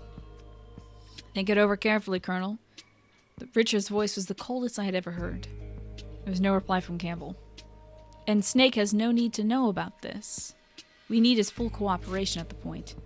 Just tell him that Naomi was a terrorist spy and was apprehended while sending them a coded transmission. Do you expect me to betray a friend? Keep him in the dark? Campbell objected furiously. A friend? Are you referring to Snake? He smiled coolly. Do you really think he considers you a friend anymore? He had hit a sore spot. Campbell had no answer. Richard moved in for the kill. You've already lied to him too many times. Against my will, under your threats! Campbell was roaring, but Richard barely seemed to register his anger. Certainly, but this is not an issue. You were, after all, giving him false information, or laying false orders to him of your own accord. And then there's Fox Die. I could almost see Campbell grinding his teeth in frustration and rage. Do you still have the right to call yourself his friend? There's nothing that Campbell could say. You will cooperate with us. Understood? Understood. The transmission ended. Oh no, I got a bad feeling for my girl Nastasha. If she knows about the Patriots, she's probably already dead. We are going to play Metal Gear tonight as soon as I finish this. I'm already halfway there. It's only taken me 2 hours. Even if I have to play like 5 minutes of Metal Gear 1, I'm going to do it. Who are the Patriots? Richard looked away towards another direction at my query. What are you talking about? Don't bullshit me. He turned towards me. His gaze was icy. It's nothing you need to know about. By the way, not that I need to remind you, but don't mention to Snake things that don't concern him. And if I do? Richard's stony silence answered my uncompleted question. I was too far into this business, and suddenly seemed to sense danger everywhere. What do you intend to do with me once this mission is over? Nothing. Don't expect me to believe you. Richard allowed himself a brief, oddly sad smile. I suppose I can't. In the meantime, Snake was inching towards the launch code entry interface. At that point, he received a call from Master Miller. Snake, we need to talk about Naomi Hunter. The Colonel's looking into that. Turn the monitoring off. Alright, it's off. Mission Control's out of the loop. You want to tell me what this is about? Snake believed that he had switched us off, but I could still hear everything. Radio malfunction? I guess not. Someone had made sure that nothing could get past Mission Control ever. I had a more than a good idea who that someone was. Richard Ames. Oh yeah, I figured you weren't being sassy, yes my lord, and I hope my answer wasn't sassy either. I generally do want to play Metal Gear Solid 1 tonight.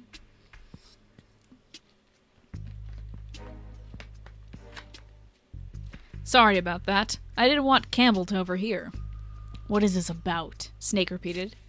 I have a contact at the Pentagon. He told me that a new assassination tool had been recently developed under DIA guidance. I looked over at Richard, but he had pretended not to notice. Assassination tool? Snake, have you ever heard the term fox die? I tensed. There was that word again. First Richard, then Campbell, now Miller. It seems to be a virus that can target specific individuals. I don't know the details, Miller continued. Richard had remained expressionless next to me. So what are you getting at? Snake raised his voice slightly, sounding annoyed by Miller's roundabout methods. They share common features. What shares common features? The deaths. The Armsec president, the DARPA chief, or I guess I should say decoy octopus. They both died of what was like a heart attack, right? Yeah. Well, it seems that a death by foxdie looks exactly like a case of heart attack. At that moment, Snake spoke up. Are you saying that Naomi was the one who set this up? Snake, think. Did Naomi give you any kind of a shot? The nanomachines, Snake murmured. This is your bedtime story alert too? Good night, Fox. Sleep well. And it's all good that you're out of it. I'm a bit out of it too. But I appreciate you being here. It's a bit of a lower tempo cast today. Not a lot of chat going on, so... For those of you who are listening, thank you very much. I'm very curious about what we're going to get out of this, so... I am very excited to actually play the game at some point and not just read the game that I've played. But I hope you guys don't despise this.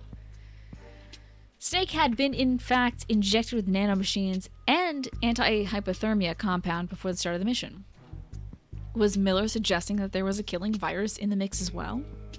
One thing's for certain, she's in the best position to perform this kind of thing, and we still don't know her motive or objective. What about the Colonel? Snake asked after a lengthy silence, his tone brooding and full of doubts. I don't know, and I don't think he's interrogated her yet either. All right, I'll ask him. Ooh, a bacon, egg, and cheese. Ah, that sounds so good. Once he was off the radio with Miller, Snake called up Campbell. Okay, so this is all dialogue that we had gotten before. She was sending a coded transmission to Alaskan location. He's being interrogated right now.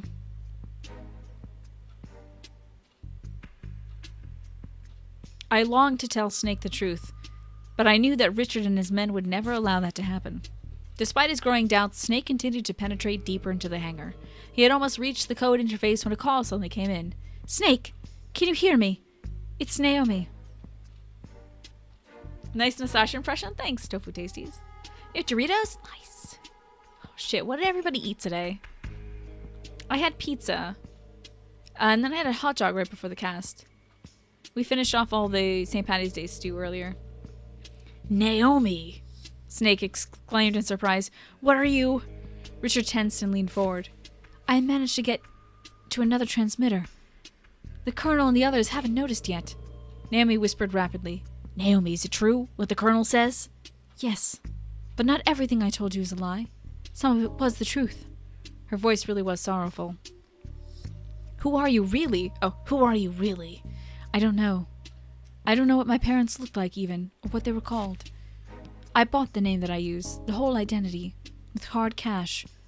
Remember I told you why I was so fixated on genes? That was the truth. Because you wanted to know who you were. That's what you said. Yes. I don't know who I am. My ethnic background, my age. Naomi. There was a pause before Naomi started speaking again in a rush. I was picked up in northern Rhodesia in the 80s. I was an orphan. Okay, so this is now Naomi Hunter's backstory. She was picked up where Snake and Grey Fox had worked, and the big reveal is that Grey Fox was like her older brother figure that raised her, but later we learned that Grey Fox actually killed her parents, and she was an orphan of the war.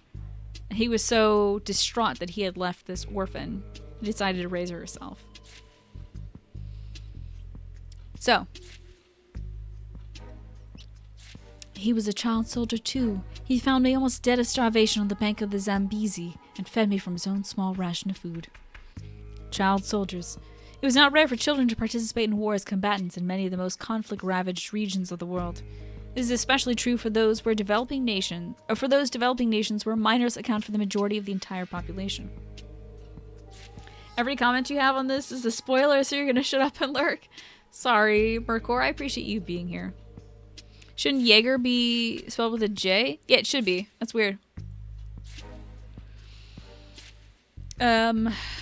A harsh regimen can and does turn innocent children into the most brutal of soldiers. In many cases, various drugs are used to numb the natural fear response. The result is an obedient killing machine whose bravery marks them out for posting to the front lines of the fiercest battles and to scouting duties in the minefields, of which we learned that Raiden, Jack, was also a child soldier.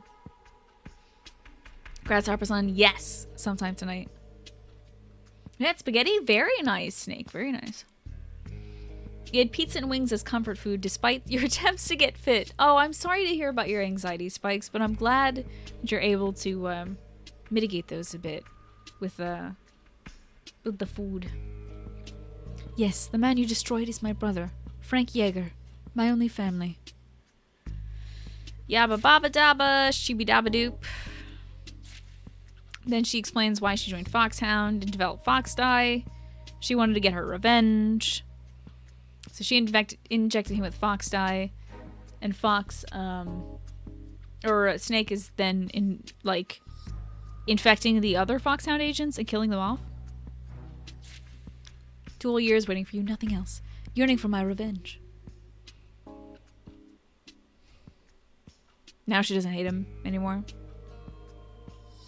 Oh, this is a good question. Did you kill your predecessor? Snake asks Naomi. That geneticist who was using Grey Fox for his experiments? You mean Dr. Clark? No, it was Frank that killed him. I covered up the whole thing, kept my brother safe. Blah, blah, blah. Fox Dye is a retrovirus. It kills only the designated person by first infecting the macrophage. Fox Dye is engineered with an oxygen chain that responds only to a specific DNA pattern. Once the recognition oxygen responds, Fox Dye repurposes the macrophage's cellular structure to create a TNF-alpha. It's a type of cytosine, a peptide that triggers cell death. The TNF-alpha travels through the bloodstream to the heart, where it binds to the receptors of the cardiac cells. And that causes the heart attack. The affected cells undergo rapid apoptosis, and the owner of that heart dies. Apoptosis, I remembered that. Programmed cell death for damaged cells, Snake murmured. The tense silence descended once again. Do I have any time left? Snake asked. Naomi, you have every right to take my life, but I can't die just yet. I still have work to finish. That's awful, Galaxy Geek. Hi, I'm Naomi. I'm bad in all this stuff. You feel like I actually sound like Naomi? I'm just trying to do a breathy British accent. You have to listen. I'm not the one who decided on the use of Fox Dye, Naomi burst out. Not you. It was a part of the mission plan to infect you with Fox Dye. I wanted to tell you that. Naomi broke off, then suddenly made up her mind to continue. I'm not being honest with myself. Naomi? What I really want to tell you was, Snake, Naomi was struggling for words when suddenly a male voice barked behind her. Freeze! Step away! No! Naomi cried out sharply. She must have been spotted by one of Richard's tufts. I could hear the sound of a scuffle over the radio. Snake! With that last gasp, Naomi faded out of earshot. Naomi! Snake called out, but it was Campbell that answered him. Snake, I cannot permit you to communicate with Naomi. What are you talking about? She's officially out of the mission. What did you do with her? How was infecting me a part of the plan? Colonel, let me talk to her. I can't do that, Snake. She's been confined. Colonel, you sold me out, didn't you? Don't waste your energy thinking about things you can't change, Colonel said, his voice carefully guarded against any emotion. Stopping the Metal Gear is your first priority, and don't forget that. I can't believe that Naomi was Gray Fox's foster sister, Richard murmured bitterly. Are you happy? You know who she is now, after all. I wouldn't say that. Richard's expression was complex. She said she wasn't the one who deployed Fox Die. I decided to risk putting out a feeler. Richard said nothing and told me everything I needed to know. It was you, wasn't it? Yes. I was taken aback by his ready admission. Fox Die was one of my projects. And Naomi was a top-notch professional. The Fox Die research had hit a brick wall when she pitched herself to us. She'd somehow heard that we were looking for a genetic engineering expert. As soon as she joined the team, the project took off in a major way. Richard paused, then plunged ahead. I assigned her to lead the development effort. When the virus was finally engineered, it was she that named it Fox Die. What I thought was dedication to the work was actually her thirst for revenge. She didn't let that slip. Not once, he murmured ruefully. I knew what his relationship had been with Naomi when I studied his face. You were seeing her. Oh, he was doing Naomi. She was using me, he corrected and gave a hollow laugh. At this point, one of his men came tearing over. After an urgent whisper, Richard's face grew grim. What happened? Oh wait, who was talking here?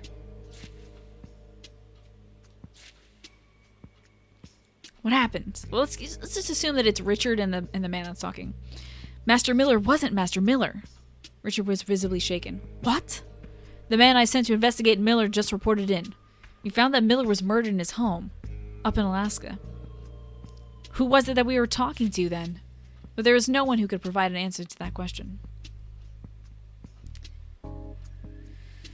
Sound like the hunter had good aims? Hey, Hunter and Ames! Cute. Cute.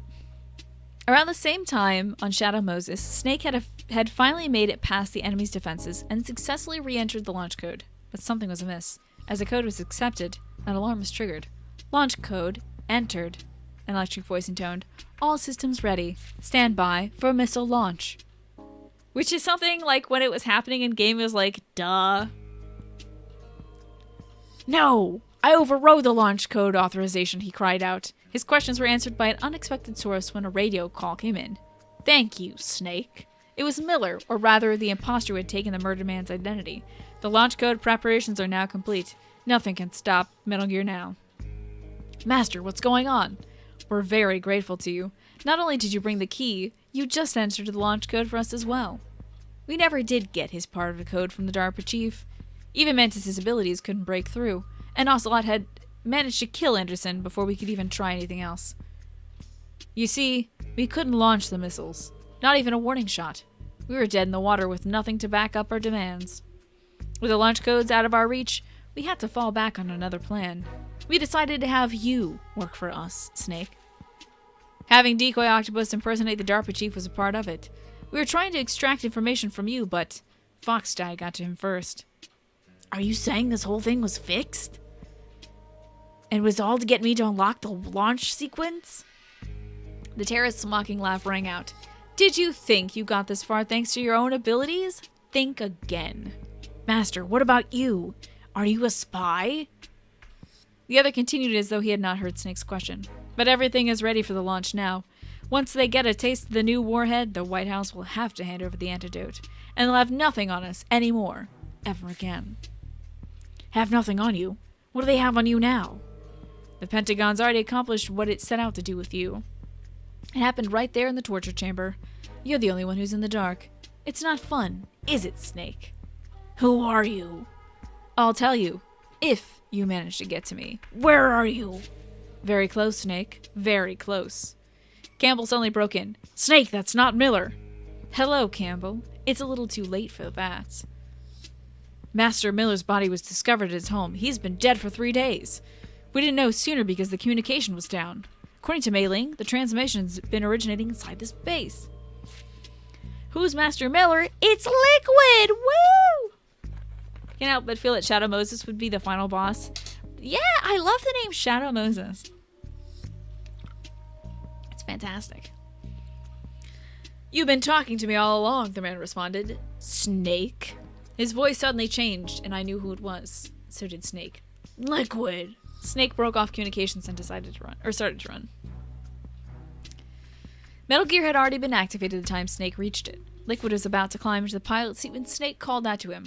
The barrel of a SOCOM pointed straight at Liquid. Liquid. Are you going to shoot your own brother?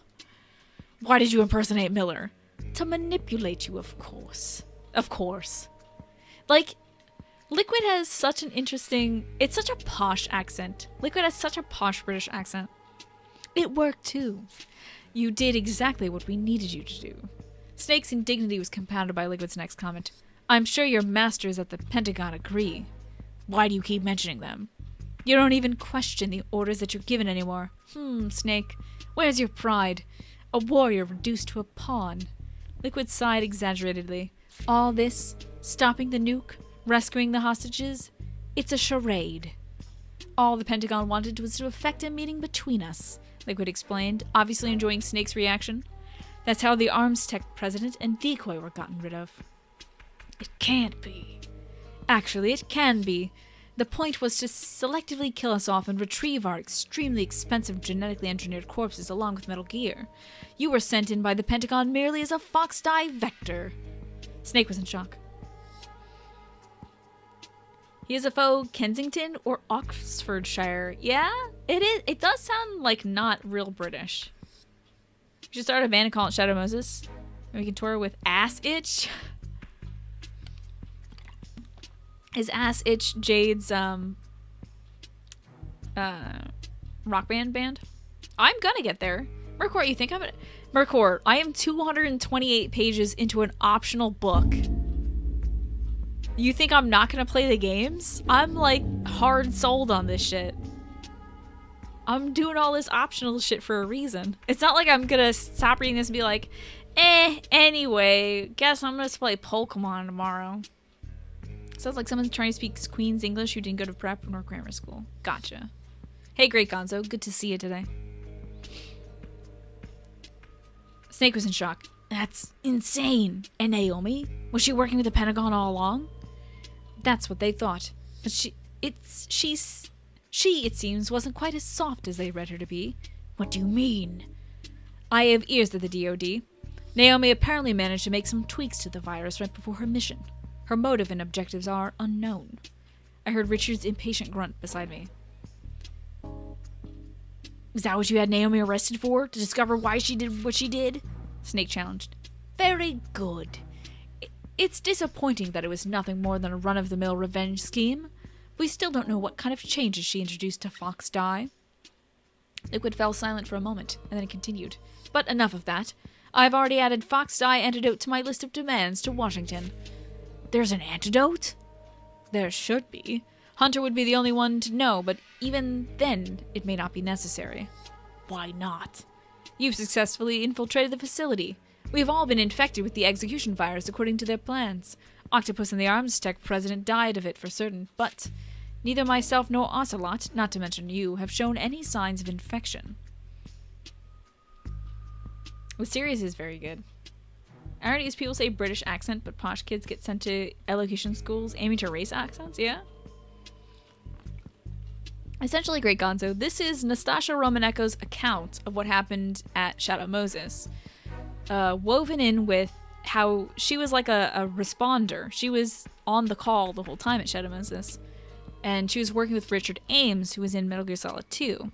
Richard Ames is her ex-husband, and is involved with the Patriots. So we're hearing how the Patriots influenced the events of Shadow Moses. Good night, Mercor, and thank you again for the tip. Blah, blah, blah, they're twins. Blah, blah, blah. His father, Big Boss, was a part of the past he wanted to leave behind, a past tainted by a crime of patricide, but Liquid was not finished. Everything that was undesirable I got. Here is fucking... Wah, wah, I'm the worst. Wah, wah, you're the best. Wah, wah, wah. Blah, blah, blah. Woe is me. Snake, count yourself lucky. You get to die by the greatest weapon the world has ever seen. It's the least I can do for my brother. Metal Gear, allegedly in activation mode, started to stir. A high-pitched noise like the whine of a turbo engine began to sound as Liquid's voice boomed out of the amplifier. I'll give you an advanced showing of what the rest of the world will learn soon, and the 21st century will belong to a devil they don't know. Didn't know this material existed? You feel you've been a sham of a fan of Metal Gear. Well, now you get to experience it. You get to experience it firsthand. Oh, secondhand, I guess, by listening to it. Gonzo. What's up, JNP? Metal Gear struck at Snake like a living thing. Its state-of-the-art composite armor was virtually impregnable to all but high-yield explosives like heat missiles, but Dr. Emmerich had advised Snake to take out the radome and to knock the sensors offline in a bid for survival.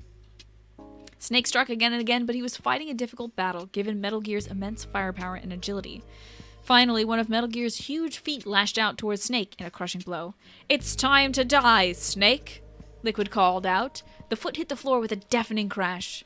Snake, however, had escaped. Someone pulled him out from under the foot's path at the last second. "Get out of here! Now!" The voice is a familiar one. "Gray Fox!" This is when Gray Fox explains that he killed Naomi's parents. Yeah, Olave. I want to kill her parents. And he says, by the way, he says, tell her that I'm the one who killed her parents. And then Snake doesn't. I feel like that's some shit that's going to come back later. Oh, because I'm an English lit and intrigued by languages. It's Oxfordshire, you're right, not Shire. Not to be pedantic. No, I appreciate that, Oxfordshire. You're right, there's a lot of like pronunciations that don't read the way they're actually supposed to. We're so close. We're like 80 pages away now, JNP. Many former child soldiers are permanently traumatized by their horrific war experiences. It was possible that Gray Fox's compulsions, whether it be taking in his own victims as orphan child, returning again and again to the battlefields of Big Boss, had its root in childhood scars. "There you are!" Liquid called through Metal Gear speakers. A concentrated volley of Vulcan cannon fire followed. The rounds closing in on Snake and the ninja. "It's almost time to finish this," Fox cried. "I'll slow him down." "Fox!" Before Snake could stop him, Gray Fox leapt out into the open and went for Metal Gear. He could hear the roar of Metal Gear's Vulcan cannon. Gray Fox's reinforced skeleton gave him a faster reflex, and he dodged the volley. But the next second, his body had been plucked up by Metal Gear's massive jaw. "Fox!" Snake's shout reverberated through the hangar. Metal Gear's engine revved louder, and Fox's reinforced skeleton creaked audibly. "How long will his bones hold out? Snake? Are you going to abandon him?" Liquid taunted, but Fox was far from dead. "A cornered fox is one of the most dangerous animals." Laser fire burst from Fox's right arm, and Metal Gear's radome exploded. Liquid was now blind since Metal Gear's cockpit was completely sealed from the outside. Oh yeah, it's probably like about 100 actual pages in like .10 or 12 font. English is mental. Like Worcester. Yeah. Worcestershire. That's a fucking linguistic pit right there. Alrighty. They didn't give you a fox rank for nothing, old comrade, but this is where it ends. Liquid's unamplified voice called out. He had apparently discarded the cockpit hatch to use his own eyes and ears in lieu of sensors. The next thing we had heard was an explosive crash. Was Gray Fox now under Metal Gear's foot? My fear was confirmed by the ominous and unmistakable sound of Fox's reinforced skeleton creaking under pressure. At the same time, we'd heard Fox's gasping voice. Finally, I can die, and with you as my witness. After Zanzibar Land, they took the fight away from me. I wasn't dead, but didn't feel alive. So futile for such a long time. But finally, it's over. Fox's voice was down to a whisper now. Snake! We're not just tools for politicians and generals. All I did with my life was fight, but at least this was my choice. Goodbye, Snake. With a dull crunch, his reinforced skeleton finally gave way. Fox! Snake screamed. Liquid laughed. He was a fool. It was over the moment he begged for death. He ground Fox's battered corpse underfoot with Metal Gear, and then bellowed. Do you get it now? You can't protect anyone, let alone yourself. Die! Metal Gear's Vulcan cannons roared into action. With all the sensors offline, the fire lacked its previous accuracy. Robbed his old friend and comrade, Snake gave free rein to his rage. Taking up a Stinger missiles, he fired at Liquid, sitting exposed in his cockpit. It was a direct hit. Not even the composite armor could protect against a shot that penetrated into the cockpit itself. Its piloting system destroyed, Metal Gear abruptly spun out of control and pitched towards the ground with a deafening screech. A massive explosion followed seconds later. Snake, caught in the blast, was bodily thrown across the hangar and knocked unconscious.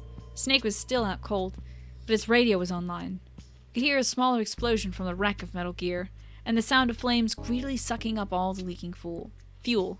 Snake showed no signs of coming around. What do you have a box? Are they, toffees? Shit. I want to try those, yes, my lord. A few minutes later, the sound of footsteps emerged from the general chaos. It was moving right towards Snake. There was a faint murmur. Snake, it's not over yet. It was Liquid's voice. Snake! I yelled into the radio, but Snake did not stir. Is there any way to wake him? I asked Richard, but he shook his head. Ah, fuck you, yes, my lord. I want to try those someday.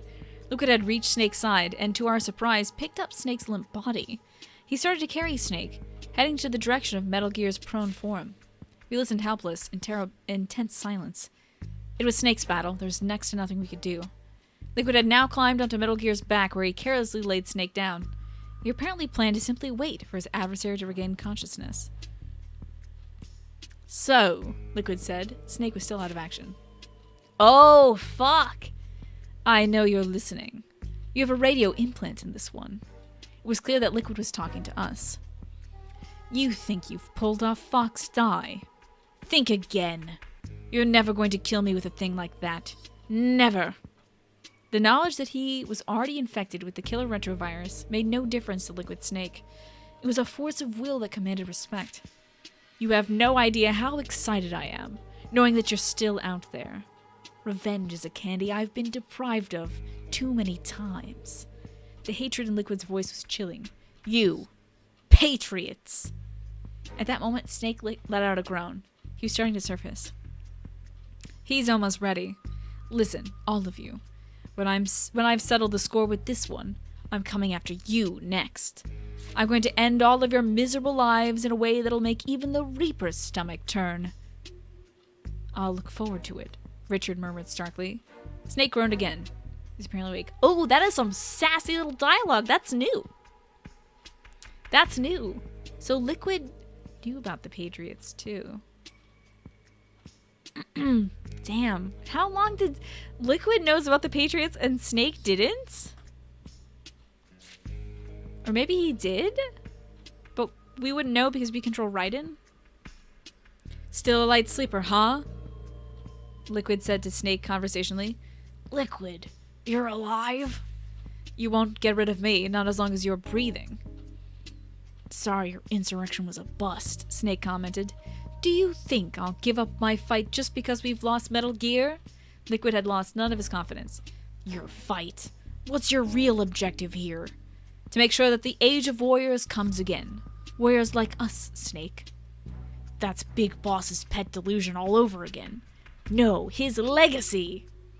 All throughout the Cold War, during times of turbulence, the whole world wanted us, gave us our due. We were needed. Whiplash We haven't actually played the game yet. I'm just reading. Yeah, we're on Rex right now battling Mockingjay. You could send him stuff, but the FDA is fussy with sending food. Yeah, true. I tried to ban iron in brut in the US and then realized all the people running the country industry are Scottish. In brut? What the hell is that? Iron brew? Yes, my lord. He fell silent as if to mourn for the days that were no more.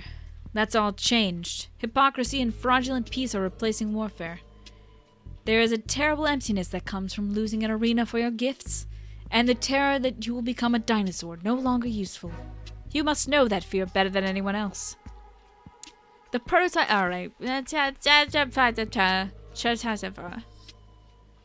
The whole reason why Liquid fights is explained here.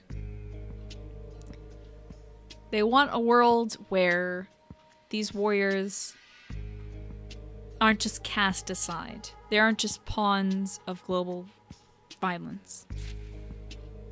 They just want a heaven for themselves, an outer heaven. Okay. That's not the kind of thing I want. Never. Liquid laughed at Snake's dogged refusal. Ah. You've been lied to, betrayed by your own team, but still you wouldn't abandon the mission. Why? I'll tell you why. Because you enjoy it. The thrills. And the kills. No, that's not... Are you going to deny it? You've killed dozens of my men today. But that was... Every time you delivered the kill shot, your face brightened up. No! There's no reason for you to deny your own killer instincts. That's what we were created for, after all. What we were created for? Then he lays on Fondrible.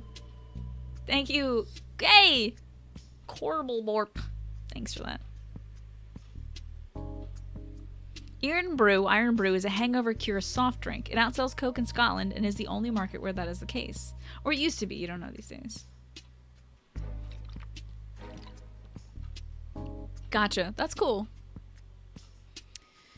In the 1970s, the U.S. had not yet awoken from the nightmare of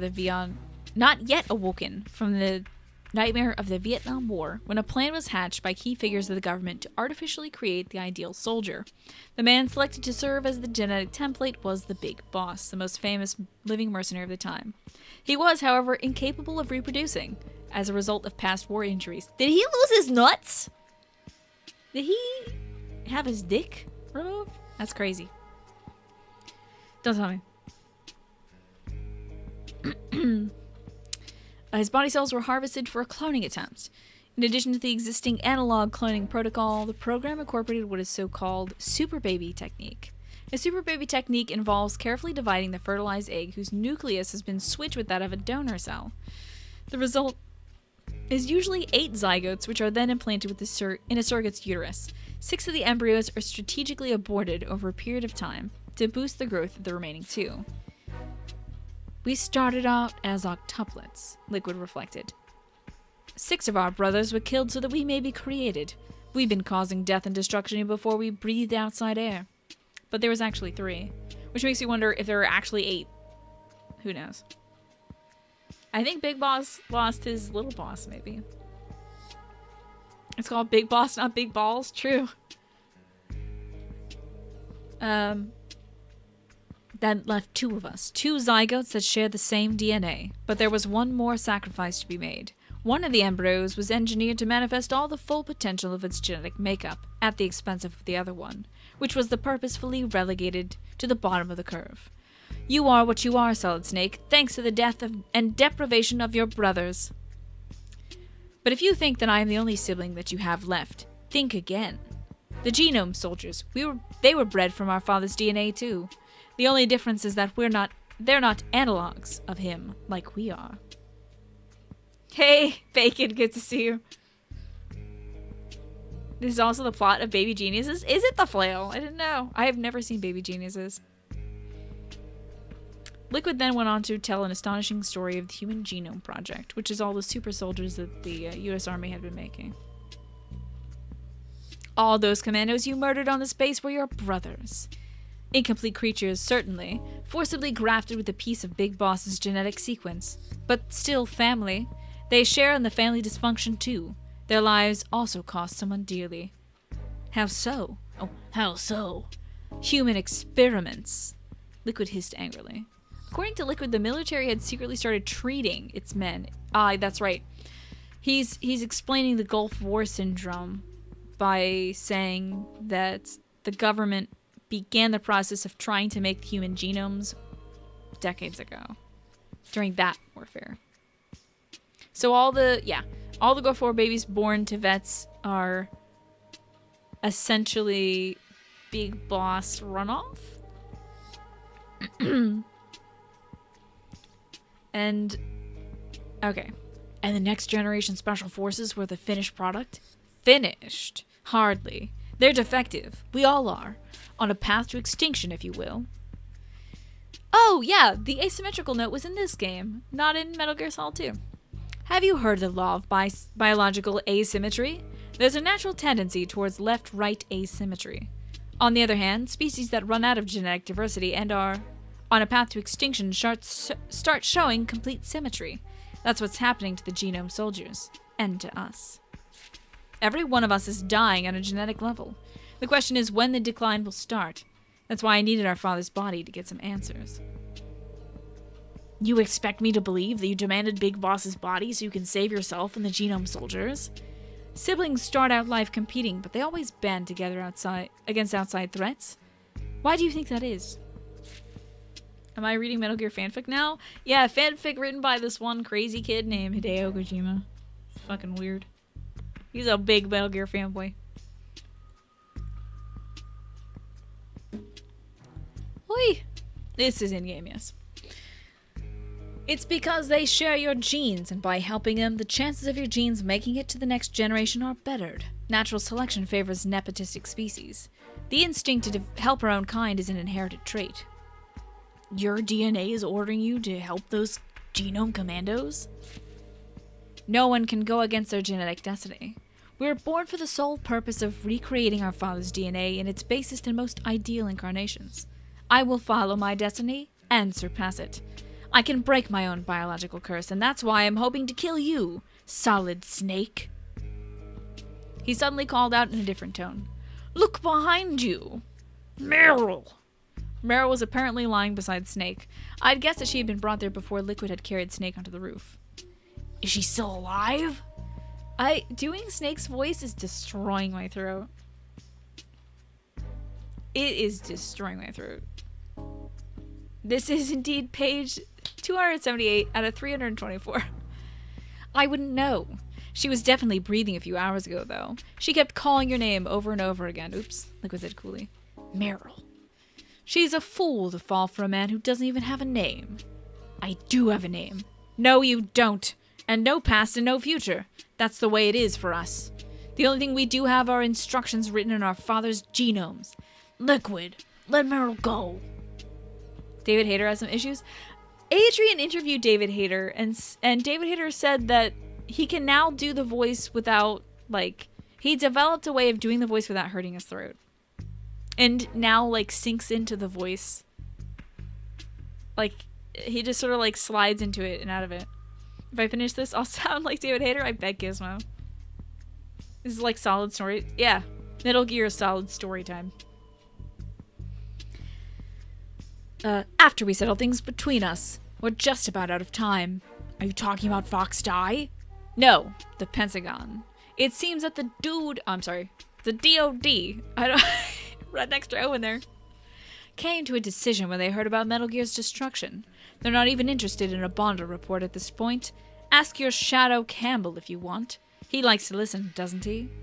Snake raised Campbell on the radio. Colonel, can you hear me? I'm here. What's the Pentagon up to? You better tell me, Colonel. The Defense Secretary has personally taken control of the mission. He's on an AWAC heading for your way. For what? An airstrike. What? That's not even the bad news. A bomber just took off from the Galena AFB. It's carrying the B-6113 surface-piercing missiles. Christ! Metal Gear has already been destroyed. Snake raised his voice. Doesn't the Defense Secretary know that? He knows. But because of Naomi's betrayal, he no longer has any faith in Fox Jai's effectiveness. You taking out Metal Gear means the threat of a nuclear strike has been removed. And he's free to ensure a direct and complete cover-up of the whole affair. It does seem like he does the voice of that strain. Yeah, I think as the games went on, he had to do it. Like, he mastered a technique of doing it without destroying his throat. The dude's silent. The dude is on the way. By blowing up the evidence and everyone who knows anything sky high with a nuclear bomb. Campbell's next words were unexpected. Don't worry, Snake. I'll halt the airstrike. What? It may be a technicality, but I'm still the field controller for this mission. If I call in an order to halt the strike, it should wreak enough havoc with the chain of command to buy you some time. Use it to get out of there. Richard called one of his men over and ordered a mutter. There was little doubt that it was for Campbell's arrest. Snake and Campbell, ignorant of the room full of ears who were listening in on the exchange, were still talking. Colonel, you know what would happen to you? It's all right, Snake. But you should know something. There was a top-secret internal investigation being conducted into Foxhound these past few months. Merrill was transferred out to Shadow Moses the day of the insurrection, as a hostage to ensure my cooperation. What a... Now go, Snake. Are you sure about this? You'll lose everything you worked for. I'm sure. And this way, I get to keep the things that are really important, and that I could otherwise lose. Colonel... All right, I'm putting in an order to halt the strike. This is the point of no return. What the hell? Colonel gasped. It seemed that Richard's men were trying to restrain him. The only thing we could hear over the radio was gunshots and unintelligible noise. Oh shit, no, he's alive actually by the end, we know this. I was once again a helpless spectator in a life or death struggle. Mei Ling burst in abruptly, as though she had seized the microphone. Snake! Mei Ling, what happened to the Colonel? I don't believe this. Tell me what's going on. Snake, the Colonel. Mei Ling's voice was lost in a shower of static before she could reveal more. Instead, an unfamiliar male voice started to speak. This is Jim Hausman, Secretary of Defense. Roy Campbell was just relieved of duty. Let me talk to Colonel Campbell. He's been arrested for compromising national security. He'll be charged with treason. That's insane. No, it was Roy Campbell who was insane if he believed he had any real say in this mission. You!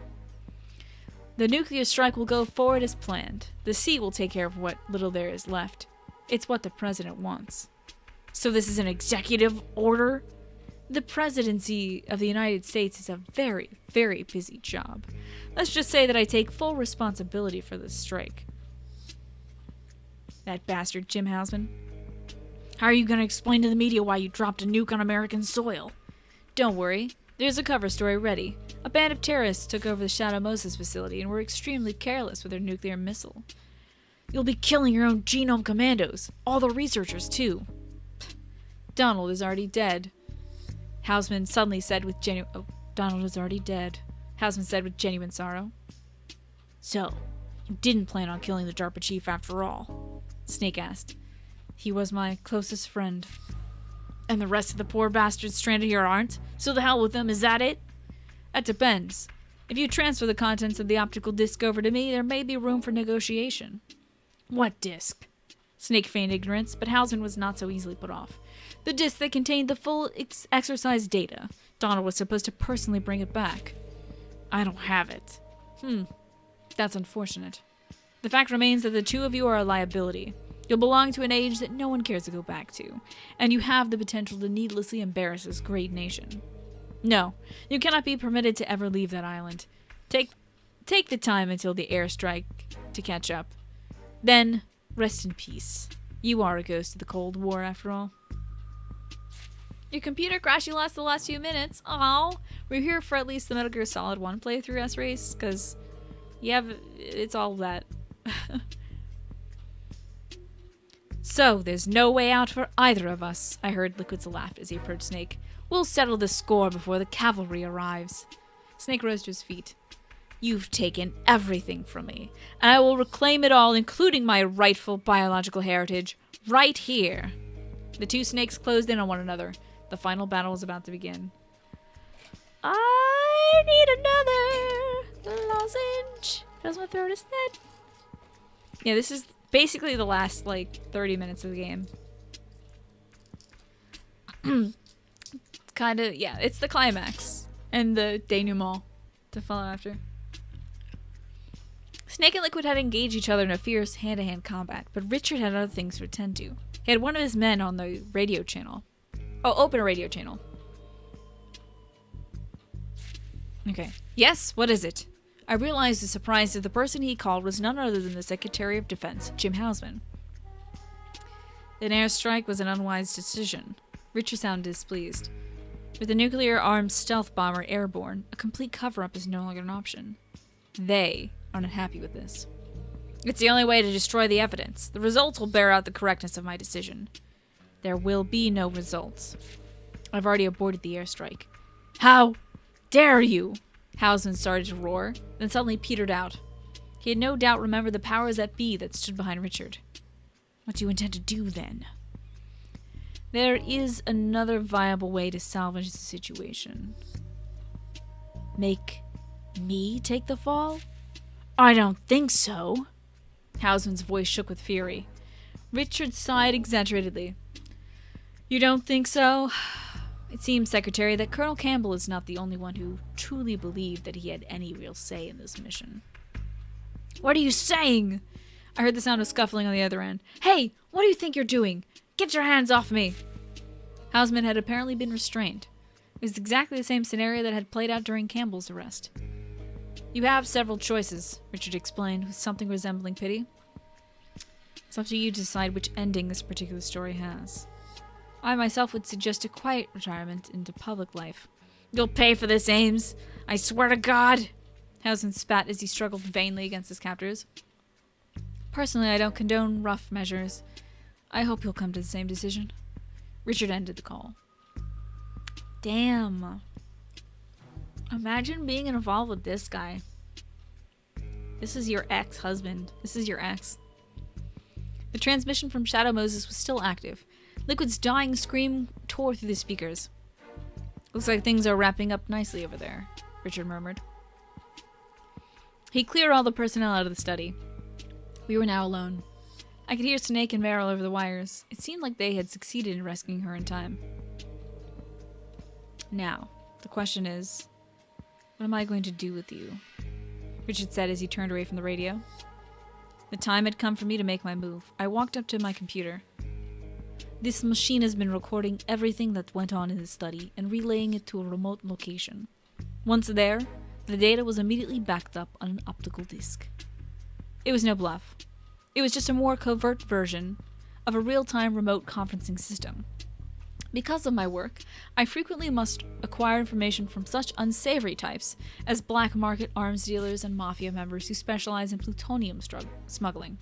Recordings were my standard insurance policy. I've already sent a message to the co-location administrator. He'll give the disc to my media contact if he can't get in touch with me by a certain time. That had been the mail I had secretly sent from my PDA earlier.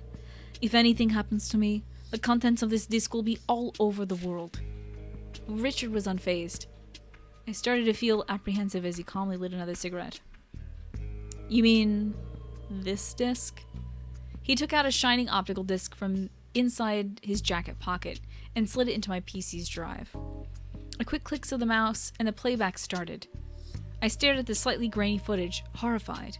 The audio seemed overly loud in the silent room. You should be hearing from him soon. You're clear on how to use the radio? Richard's voice was raspy in the playback, but it was definitely the data I had secretly collected and sent out. How? Page 305. Woo! We're there, we're getting there, woo! You love my Nastasha voice? I love Nastasha so much! I hope she's in future games, but I don't want to know if she is or not. How? You shouldn't underestimate me, Richard said as he ejected and pocketed the disc. Everything in this house has been vetted and monitored since the operation started. Nothing got in or out without my knowing about it, including electronic signals. That email you sent from the bathroom never got to its destination. He'd seen right through me. With that realization, I felt strength leaving my body. The game was up. You didn't think there was this much story in this one? Well, it's the entire story of Metal Gear Solid 1 plus I would say like 50 pages maybe or like 30 to 50 pages of original content of Patriots and aims behind the scene. But even if you had managed to get this data out into the world, that wouldn't have guaranteed your safety. No one would have believed yet another conspiracy theory, least of all the press. Your people would have made sure of that, I'm sure. Instead of answering, Richard snubbed out a cigarette and slid his right hand inside his jacket. There was an awkward bulge there, in the clean line of his tailored jacket. It was where he kept his gun holstered. Aw, you fuck if he shoots Nastasha Romanenko. I'll be so mad. Cold sweat trickled down my back. I'm gonna beat this bitch's ass. I'm gonna play this game again and shoot Ames in the fucking dick. I swear to God. I was slowly backing away from Richard, and I did not even realize the fact until my back hit the wall. There's no way out. Are you really prepared to kill me? I could not hide the tremor in my voice. You should know the answer to that, he said quietly, looking me straight in the eye. What a fucking piece of shit. I hate this piece of shit. I want to play Metal Gear again and kill this piece of shit. Then he pulled his hand out from under his jacket, and I instinctively shut my eyes. But after what felt like an eternity, the muffled shot and the pain as I was expecting did not come. I warily opened up my eyes, and I saw what was in his hand. It was not a gun, but a disc. Everything you ever wanted to know about Fox Die. Richard walked up to me and placed a disc in my hand. As I said, a recording of what took place in this room won't guarantee your safety. There's no solid proof, just talk. It can easily be denounced as a fabrication and covered up. The Fox Die data is a different story, he continued. This disc contains everything about that project, from its origins to the names of every individual involved. As long as you have this as an insurance, they won't be able to touch you. Why, Richard? He didn't answer my question. You better get out of here quickly. Your car is just out back. What about you? That's not something you need to worry about. But you don't need me, Nastasha. And I have things I need to take care of. Why are you doing this? I asked again. You'll figure it out someday. Do what you have to. All right. He suddenly held me close and put his lips on mine. I still hate this bitch and I would shoot him if I saw him. I don't give a fuck. As we broke apart after a long kiss, he whispered in my ear, I wanted to do this again. Just one last time. Then he gently eased me away. Yeah, after you've been making out with Naomi Hunter, whatever. Motherfucker. But I guess that was manipulation on the Patriots' behalf, too. Oh well. Now go, hurry. There's gravity in his voice that allowed only one response. I nodded and sped out of the room. That was the last I ever saw of Richard Ames. After I fled from California, I went into hiding. There had been no signs of pursuit for now. The terrorist incident on Shadow Moses had came to a conclusion with the destruction of Metal Gear and the death of Liquid Snake. The United States government, however, has not yet officially acknowledged the incident.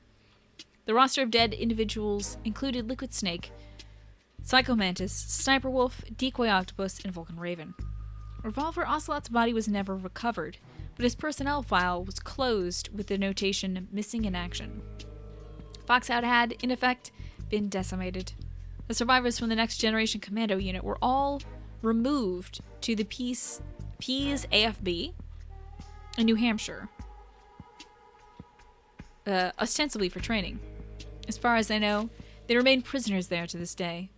The government has repeatedly denied allegations of genetically engineered super soldiers, but rumors that the research continues remain persistent. Richard Snake Pants? Did I say Snake Pants? No, fuck. I don't care. I'm glad that Ames didn't kill her, but he's still a bitch. Fuck him. The deaths of Donald Anderson, the DARPA chief, and Kenneth Baker of Armstech ended the development of the new Metal Gear. The Metal Gear Rex unit had itself been all but completed under Hal Emmerich's leadership, but my source at Lawrence Livermore indicated that the railgun warhead delivery system had not been fully operational. Apparently, there had been some serious issues with the railgun's targeting accuracy. This was no doubt the reason Baker had entrusted Snake with the exercise data, and Jim Hausman, the Secretary of Defense, had so aggressively pursued that data's whereabouts. The data was lost, and the development program is closed down. I dare to dream that the new nuclear delivery system will never see the light of day. So that's what was on the optical disc. That was the exercise data to improve the efficiency of the railgun. A few days after the incident, I heard on the news that Hausman had shot himself. The suicide was attributed to a temporary nervous breakdown related to job stress. Supporting statements from family and subordinates were widely aired. The airstrike order for Shadow Moses was glossed over as an unfortunate evidence of the late Defense Secretary's unraveling mental state. I remembered Hausman's words from the final hours of the mission, and I thought I knew what had really happened. He had refused to take the fall, and he paid for the defiance with his life. FAB is an Air Force base. Gotcha. AFB is an Air Force base. Gotcha. Thank you, Recon 3. Am I going to start doing audiobooks? I used to read the Witcher books on Wednesdays at night. By the way, JLAV, thanks for following a few minutes ago. I don't know if I caught that on the way in. I was reading the books on Discord. I wanted to read them on stream, but that's copyright material, so. The record of the Shadow Moses incident and the Fox Die data disk that Richard gave me are still under my vigilant guard. The Fox Die program data covers Naomi's careful analysis of unauthorized reconfiguration she had made to the virus. The information showed that Snake was indeed one of the targets for the deadly retrovirus. The incubation period had been changed to a wildcard value. Even Naomi herself did not know when the virus would awaken within Snake. It must have been the best revenge she could think of, condemning him to live in a fearful limbo. Oh, I see. So it's they don't know. Sorry, I'll get to see you. Colonel Roy Campbell was released after the Defense Secretary's own arrest and is once again enjoying his retirement. Mei Ling also made it safely out of the mission and is back in academia. My girl! I hope she's fucking teaching. Dr. Hal Emmerich did not return to Arms Tech following his rescue from Shadow Moses.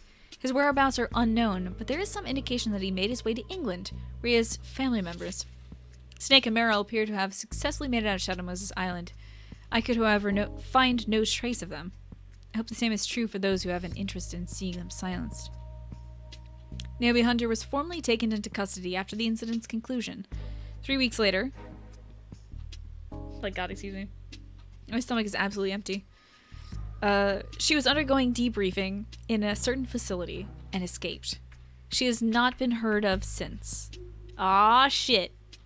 Officials were close-mouthed about the circumstances of the escape, but inquiries into other quarters elicited the fact that someone had broken Naomi out of the base. I only knew of one person who could have breached the base's tight security and successfully led someone to freedom. Snake? And then there was the matter of Richard Ames. I called in a favor and had an inquiry made to the DIA about Major Richard Ames. The agency's response was that there was no DIA personnel fitting that name and description. Buying my safety and freedom had been a costly act for Richard. It was then that I decided to go public with what I knew. By exposing the conspiracy, I may be putting myself in renewed danger. But I'm through with being a spectator, an objective bystander. The powerlessness I felt while watching Snake's solitary war in Shadow Moses had been a bitter wake-up call. This time, I'm determined to make a stand. This is my war now, to tell the truth about what happened on that island. That is my responsibility and my privilege as a survivor, and a cause for which I'm prepared to give my life. 3 hours of reading? That's more like 2.5 hours, but... He did it. Lord Almighty. Now, what are these snake tails? I just want to take a quick peek.